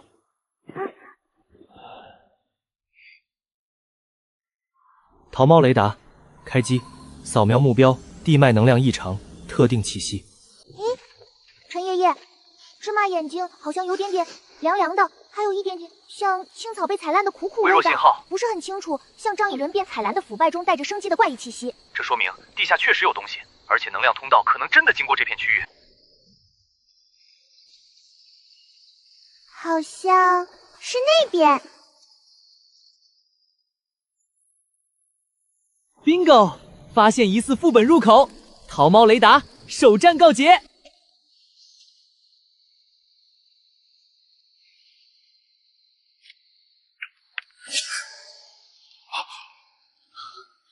糟了，触发警报了！听着声音，像是虫群。退！是手动的阴尸虫，快退到上风口！阴尸虫，属性毒，飞行，集群，怕特定药物所烟火。幸好我们带了驱虫剂，不然开局就团灭。深夜，一个被杂草和落石扮演的洞口前暂时形成僵持，但药粉有限，虫群似乎无穷无尽，必须想办法脱身或解决虫群。就在这时，陈爷爷，他们好像不喜欢桃猫身上的味道。哦，难道误打误撞，这桃猫牌体味成了新的驱虫剂？小鸭，把你怀里那块芝麻糖拿出来，弄碎一点，混在药粉里。成功了！桃猫秘方加强版驱虫粉效果拔凉，看来虫群不仅怕药，更讨厌这种复杂混乱的、充满生命与食物腐败气息的怪味。暂时脱离接触，但任务陷入僵局。此地守卫森严，且已惊动，对方必会加强戒备，甚至转移。我们不能再靠近了。太危险了，咱们还是回去吧，等国公爷的消息。陈爷爷，我们不进去，但是芝麻眼睛刚才在洞口好像听得更清楚一点点了。虽然还是隔着被子，如果我们能找到另一个离坏蛋家更近，但是门卫没那么凶的窗户呢？天才的迂回策略，既然正门进不去，那就寻找防守薄弱的侧窗或通风口。以此为圆心，我们分散开，但必须在彼此视线或信号范围内，以郡主为中心感应器，沿着山势和水脉走向，缓慢移动。一旦郡主感应到类似或更强的凉苦味，立刻标记位置。好了，新计划出炉，化整为零，拉网侦查，以桃猫为移动感应塔，对这片山区进行地脉能量异常普查。这活儿比硬闯更需要耐心和运气。只有水凉凉，石头有点闷，但不是那个味道。这里好像有一点点那种苦苦草的味道，但是被很浓的烂叶子味道盖住了。比洞口那里淡好多好多。发现第一个能量异常点，疑似 B 级。漫长的一夜即将过去，收获不大，但希望未灭。疲惫席卷了每个人，尤其是我们年仅3岁半的主机桃猫，已经快要电量耗尽了。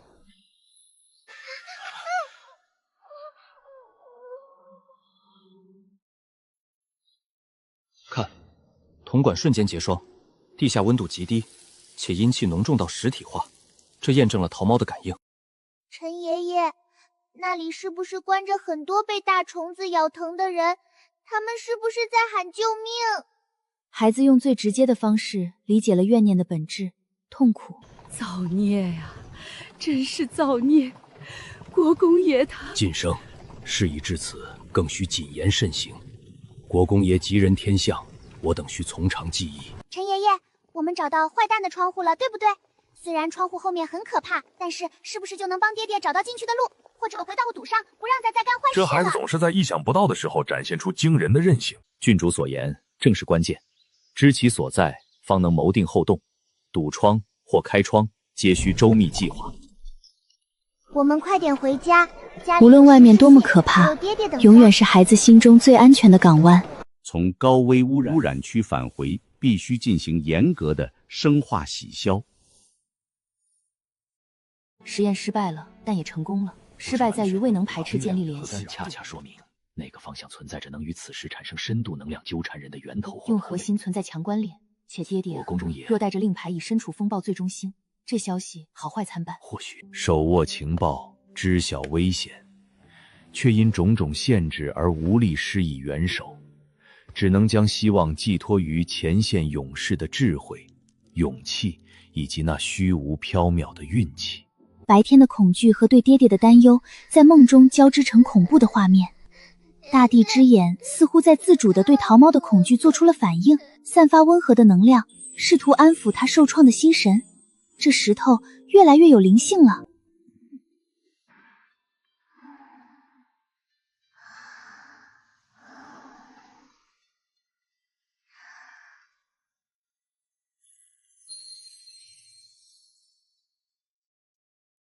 我在观星台下发现了一个巨大的血池，国师与黑萨教关系密切。时不语的密信中提到了山中地狱工厂，一幅令人毛骨悚然的完整图景逐渐清晰。西南黑萨教国师观星台下血池，山中地狱工厂，地下秘密通道网络。这是一张覆盖皇宫与经济的巨型邪恶网络。道长，是否立刻调派我们能动用的所有人手，秘密封锁那片山区，同时加强对观星头的监控？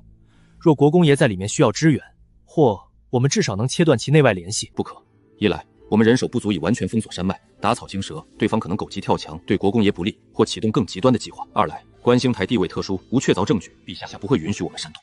当前首要是确保绝对安全，并设法与国公爷取得联系，哪怕只是一丝信号。嬷嬷，山里那些被关着哭的人，是不是都吃不到糕糕了？不会的，不会的，有国公爷，有玄清道长，有很多好人会去救他们的。你要好好的吃饱饱，睡好好，才有力气等国公爷回来，一起想办法，对不对？诗诗，你也吃一点，我们都要吃饱饱，等爹爹回来一起去救哭哭的人。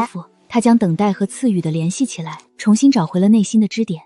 桃猫将军正在从创伤中缓慢恢复战斗力，这是一个漫长的过程。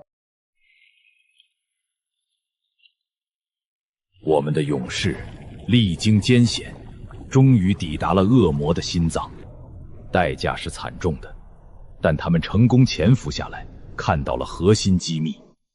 活祭，他们在用活人祭祀血池，这邪恶已远超权力政争，是彻头彻尾的反人类。顾北城的愤怒与杀意已至顶点。贫道奉家师之命前来探望郡主，听闻郡主前日似乎受了些惊吓，家师特备安神定经的符水一道赠与郡主。确是上好的凝神符水，国师大人费心了。只是郡主年幼，经不得猛药，此符水药力精准，待贫道以温水化开，分次服用为宜。家师一番心意，如何用，自是府上斟酌。另，家师近日夜观天象，见地星晦暗，克星犯主，京城恐有灾殃，嘱托贫道转告，请府上近日紧闭门户，小心火烛，尤其看顾好年幼体弱者。直接指明桃猫。多谢国师大人提点，镇国公府上下自当谨守门户，静待天时。也请国师大人保重贵体。从今日起，府门加双岗，夜哨再增加1倍，现在整将成为一个真正的滴水不漏的堡垒。嬷嬷，爹爹什么时候回来呀？天象是不是很坏了？快了就快了，国公爷是最厉害的大将军，什么坏天象都不怕。等他把乌云打散了，就带着大唐会回来啦。善意的谎言显得如此苍白，但这是他们唯一能做的。当常规防御失效，他将动用禁忌之势进行最后一搏。这无关胜负，只为守护。爹爹，快点回来！爹爹一定要赢！桃猫和诗诗还有芝麻眼睛都在等你。在风暴的最中心，最弱小的孩子，用他最纯粹的爱与信念，进行着最后的守望与祈祷。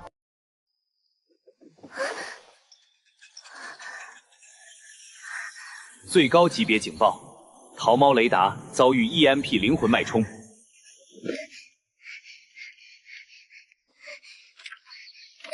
长爷爷，救命！芝麻眼睛要炸了！爹爹出事了！这哭喊凄厉的能穿透最深的夜幕，也惊醒了整个沉寂的镇国公府。最坏的预言成真，是敌方的终极传奇邪恶仪式完成了，就在观星堂方向，能量冲天，大凶之兆。这意味着无数生命被献祭，意味着某种通往阴间或深渊的门被强行打开，也意味着身处其中的顾北安凶多吉少。看，邪恶在向世界展示他的力量，整个京城都被这地狱般的光芒惊醒了，全城瞬间骚动起来，狗腹、马嘶、孩童液啼声响成一片。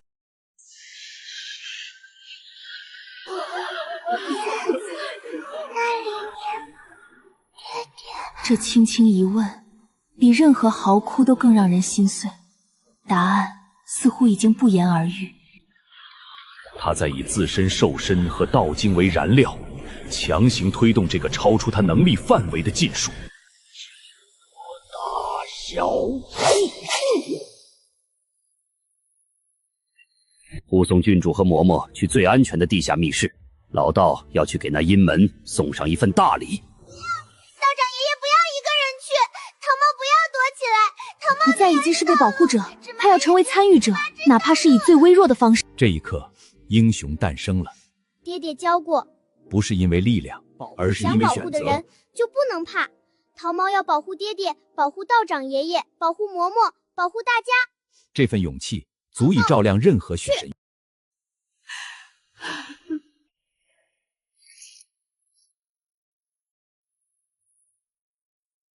桃猫将军，你现在是行走的不稳定的人性化精确制导炸弹了，祝你好运。你带一半人手护送嬷嬷和其他人去密室，另一半最精锐的跟我们走。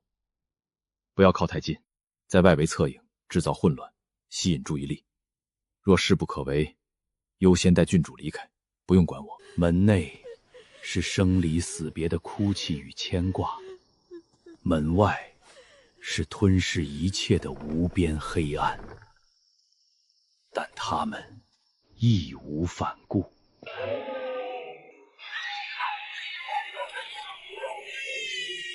呀，唐人爷爷的摊子翻了，小猫找不到家了。这份未被污染的天真与他即将面对的地狱形成残忍又心酸的对比。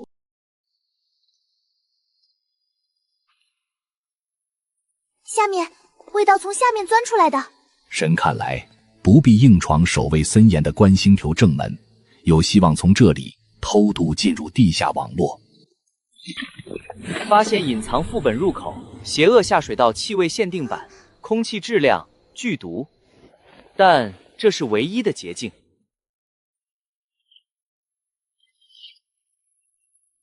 陈爷爷，这里的味道比夏天放馊的绿豆藏拌了臭豆腐还难闻，这边更浓更苦了，哭哭的声音好像也近了一点，像好多人在隔壁屋子小声哭。所有迹象表明，他们正在无限接近那个地狱般的核心——血池。嘘，侦察小队抵达最佳观测点——血池通风口。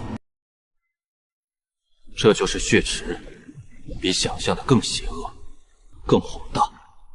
那些连接天地的光带，就是阴门的能量通道。破坏这里，就能斩断通道。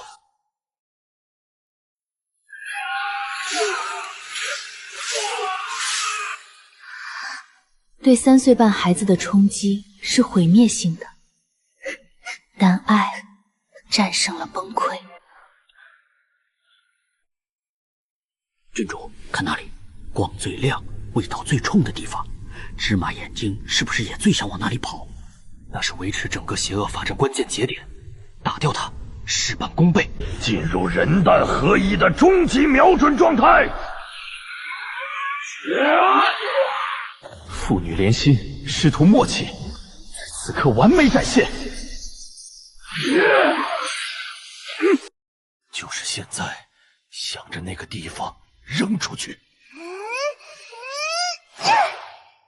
桃猫牌精确制导反邪恶竞技炸弹已发射，目标锁定，3、2、1。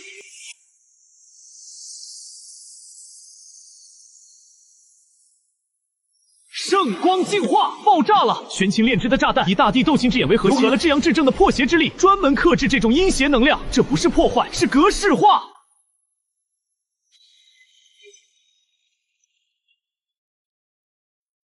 爆炸结束，战场清理净化完毕，邪恶势力土崩瓦解。现在是时候团圆了。他的女儿在那个最危险、最不可能出现的地方，是幻觉，还是奇迹？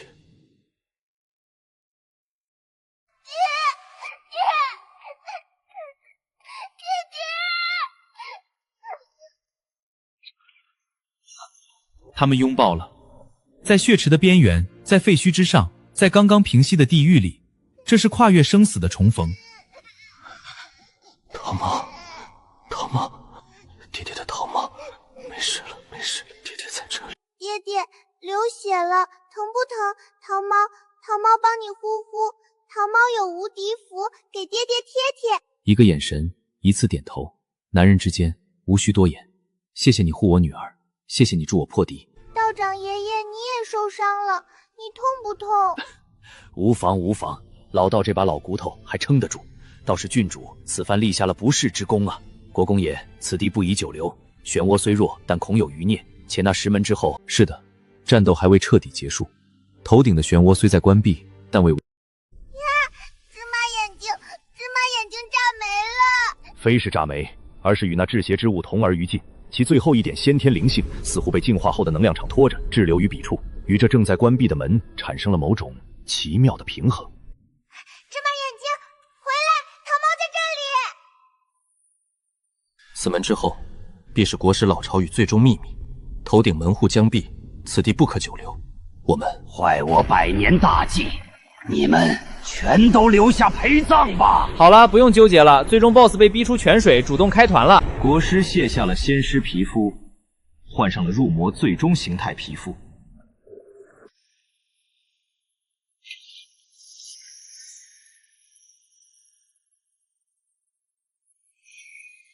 原来如此，原来如此。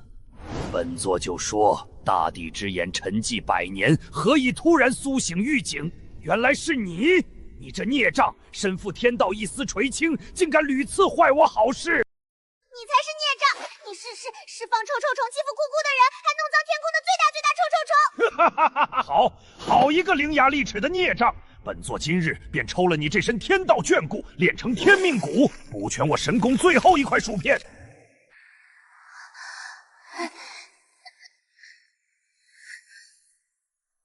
芝麻球检测到宿主桃猫遭受高浓度邪恶精神攻击，防御反击协议强制启动。怎么可能？区一点残灵，竟能伤我万邪眼？属性克制，真实伤害，这就是版本压制。你装备再好，技能再炫，遇到属性天克也是白给。虽然芝麻球只剩1点灵性，但气势上不能输。芝麻眼睛，打那个臭虫的眼睛！场外指导，专打眼睛。国公爷，大地之眼灵性未泯，且与国师如何能助我们？国师体内蕴含着灵性最厌恶的邪力，如何做？需要郡主全力呼唤吸引那灵性，同时需要国公爷以自身气血或那长老令为引，刺激国师，让他爆发最强的邪力去冲击那灵性。邪力越强，灵性反击越强，可能撬动的门户彼端之力就越大，但风险……老匹夫，你的黑撒教早已是昨日黄花，这令牌便是你勾结邪教残害生灵的铁证。今日本宫便以这证物送你上路。狂妄小辈，给我死！郡主，就是现在！想着芝麻眼睛，想着让他回家，用最大的声音喊他。芝麻眼睛，回家！桃猫想你了，快回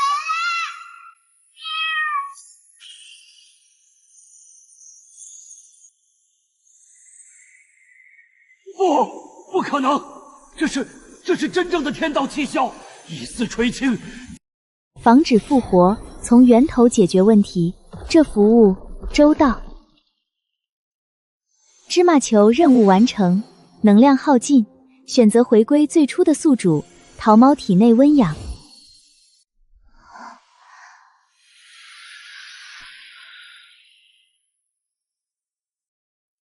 OK， 战斗过去了。MT 大巴有胎数玩偶，极度在恐惧情感释放。这个拥抱比上次一次更强力和颤抖。邪气尽去，至于最精纯的阴属性能量结晶，倒是难得的炼器材料。可惜那法杖和兽梨是彻底没了。后面是国师的丹庭书房和仓库，大部分已被雷霆余波摧毁，但一些书籍玉简似乎因材质特殊得以保存，只是内容需查验。爹爹，芝麻眼睛好像真的没了，它钻到桃猫脑袋里去了，会不会在桃猫脑子里发芽，长出新的芝麻眼睛呀？不会发芽，它只是累了，在桃猫这里休息。等它休息好了，说不定哪天就自己出来了。郡主服元神于内，或许亦是郡主的一桩造化。副本通关，但出本的路并不好走，有塌方，有积水，需要土木工程挖开和越野攀爬。孩子需要确认胜利，我们赢了，对不对？来安抚自己经历的所有恐惧。天空也干净了。是的，我们赢了，赢得彻彻底底。赢了，桃猫是最大的功劳，没有桃猫，爹爹可能就回不来了。在父亲的肯定和怀抱中，小英雄卸下了所有蛋，陷入最深最沉的睡眠。国公爷到场，看到出口了。对于我们的桃猫将军来说，他现在只需要一场漫长安稳的睡眠，和醒来后爹爹承诺的那根最大的糖葫芦。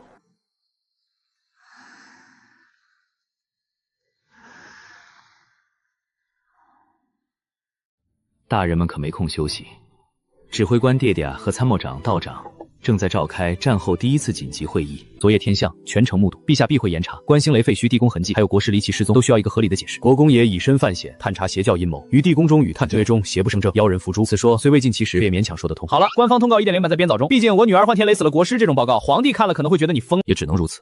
郡主受惊之事需严格保密，对外只称前次中毒后身体反复，需静养。老奴明白，绝不让任何人打扰郡主。时不语回来了，移至城外，正在处理尾巴。他还带回了一个人，可是西南关键证人，让他从密道入府，吩咐下去，准备一间静室，要隔音的。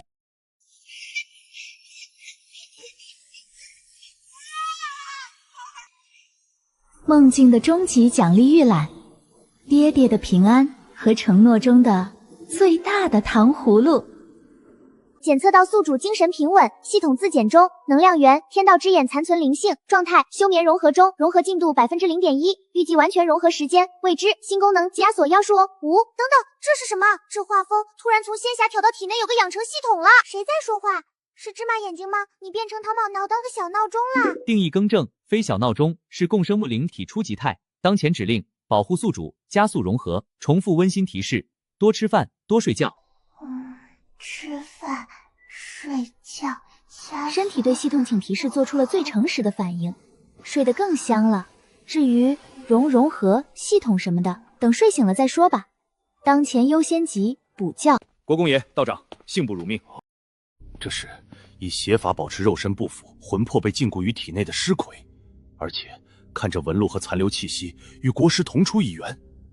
此人莫非才是真正的黑色教长老？国师是他的分身或移植体。如此说来，国师伏诛，此料亦离死不远，但其存在便是铁证。时不语，你可能确保此物在需要时还能说话。属下用了教中密药，邹州吊着他一口气，短时内且从其老巢不少往来新进与张局练，皆指向京城关星城。接下来就是选择何时以何种方式向皇帝上菜了。小闹钟，你还在吗？在系统兼容性和吃饭之间，毫不犹豫选择了吃饭。这是对系统温馨提示的忠实执行。我的小祖宗，你可算醒了！饿不饿？渴不渴？身上有没有哪里不舒服？头疼不疼？眼睛花不花？嬷嬷，桃猫饿，想吃好多饭，觉得吃挺小闹钟虽然不说话，但建议中。好，嬷嬷这就去给你拿，早就备着呢。你坐着别动，嬷嬷让他们端进来。看，我们另一位伤痕累累的英雄爹爹也回来了。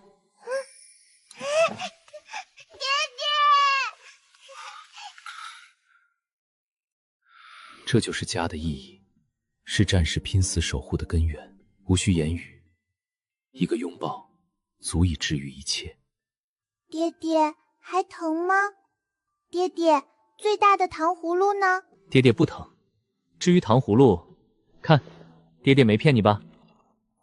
来了，史诗级任务奖励，超级 Plus 芝麻巨型糖葫芦。诗诗，看，爹爹给的奖励，最大的糖葫芦，这是我们一起打败大臭鄙虫赢来的，有你一份。嬷嬷，你也吃，你给桃猫做饭，陪桃猫睡觉也立功了。爹爹，我们以后是不是都不用怕臭虫了？天空也干净了，对不对？最大的臭臭虫已经被打跑，天空干净了。以后爹爹也会保护好桃猫，不让和任何臭臭虫冲发近，安心睡觉。这是父亲的承诺，比任何胜利宣言都更有力量。来自灾后调查组的初步报告：国师及其座下弟子尽数失踪于废墟之中，现场有激烈打斗与雷火焚烧的痕迹，疑似天谴。结论倾向天谴，这是最省事也最能让皇帝和天下人接受的解释。镇国公昨夜何在？他前番屡次提及国师有意。镇国公昨夜在府中，其女病弱反复，府中上下皆可作证。今朝顾国公已递了请罪帖，言及提前督察知府血痕。这是京城受灾劝和，但也忌惮甚至庆幸除掉了孤调时这个越来越不受控制的仙师。传朕旨意，国师侍奉不力，致使天象有异，惊扰圣驾于百姓，其身继目，不予追究。着令钦天监暂管观星阁，清理废墟，详查缘由。令镇国公劳苦功高，其女体弱，特赐宫中秘制药材若干，令其安心静养。昨夜之事到此为止，不得妄议。顾北将，天谴。表面风波暂平，但猜疑的种子已经埋下。皇帝与权臣之间那微妙的平衡，因为天谴事件出现了新的危险的裂痕。这只是暴风雨后短暂的宁静，还是更长久和平的开始，尚未可知。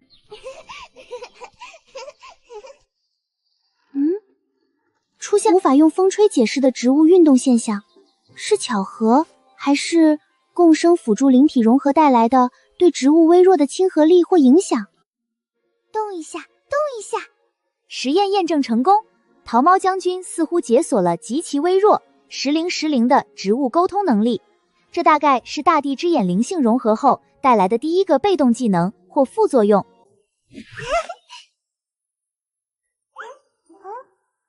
能力测试结果，效果极其微弱。不稳定，似乎对死物或有灵性但微弱的东西有一点点用。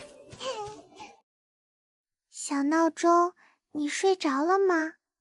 今天桃猫让小花花动了哦，是不是很厉害？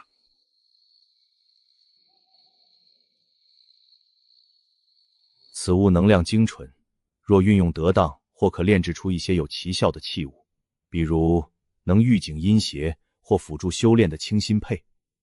郡主如今体质似乎也有些微妙变化，或可备上一件。有劳道长。另外，十不语带回的那个人，须得找个稳妥的地方安置，既不能让他死，也不能让他逃，更不能再为祸。贫道省得，镇国公府地下或许可以改建一处。新的棋局已然在静谧的夜色中铺开。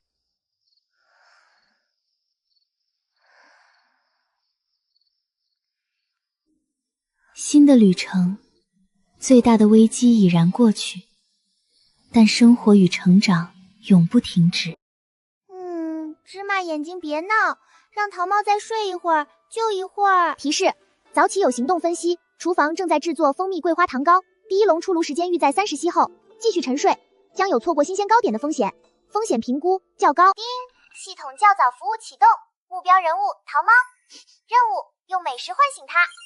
桃猫醒了，以蜂蜜桂花糖糕为突破口，取得圆满成功。宿主桃猫顺利开机，果然对付桃猫，美食永远是最佳催化剂。叮咚。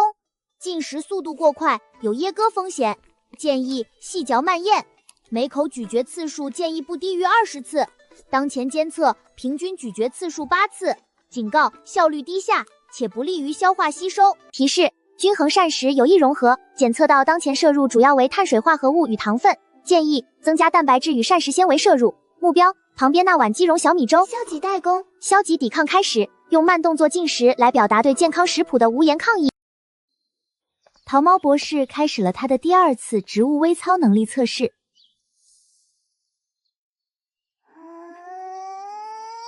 实验失败，桃猫博士遭遇了科研路上的首次挫折。小蚂蚁立正，向后转，齐步走。目标错误，蚂蚁用行动表示不听，王霸念经，并灵活走位逃脱魔掌。看来能力目前仅限植物，可能还得是特定的。好了。系统给出了官方能力说明：刷风与微弱生命体进行干涉极低，技能输出不稳定，控制精度不足，建议多进行放松愉悦的精神活动，如被动触发型，需要心情好才能提高概率。总结：别强求，随缘玩。桃猫要玩得开心。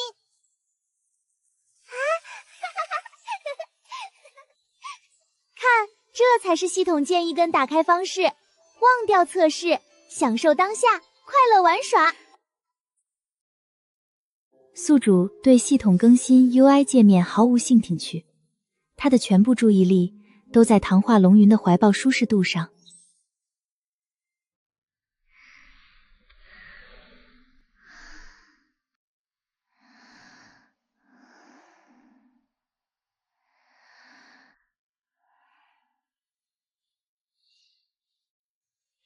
小郡主，国公爷回来啦，还带了东西给你哦。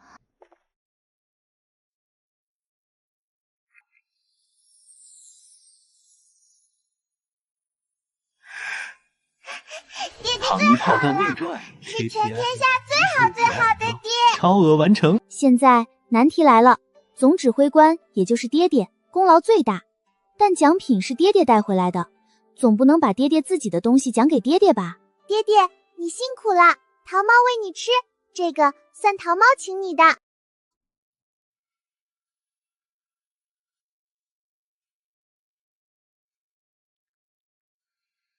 看，在完全放松、无意识的状态下，植物广义微操能力被触发了。宿主从测试者转变为围观群众，心态放松，纯欣赏。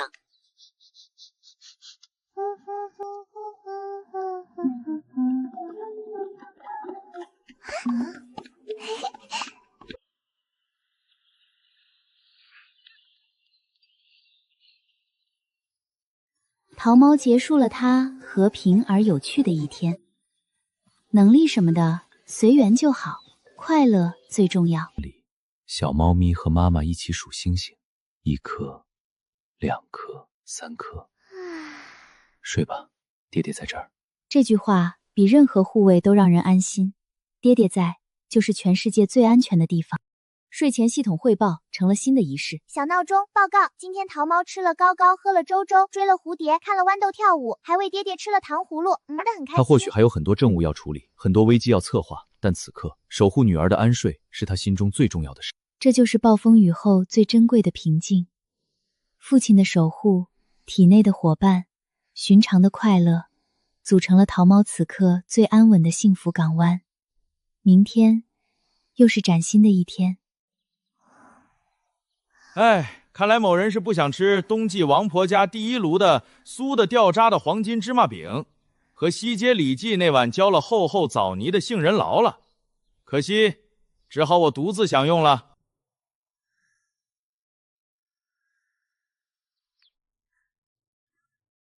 要吃，桃猫要吃，饼呢，烙呢，爹爹不许独吞。美食唤醒程序运行完美，宿主桃猫强制开机成功。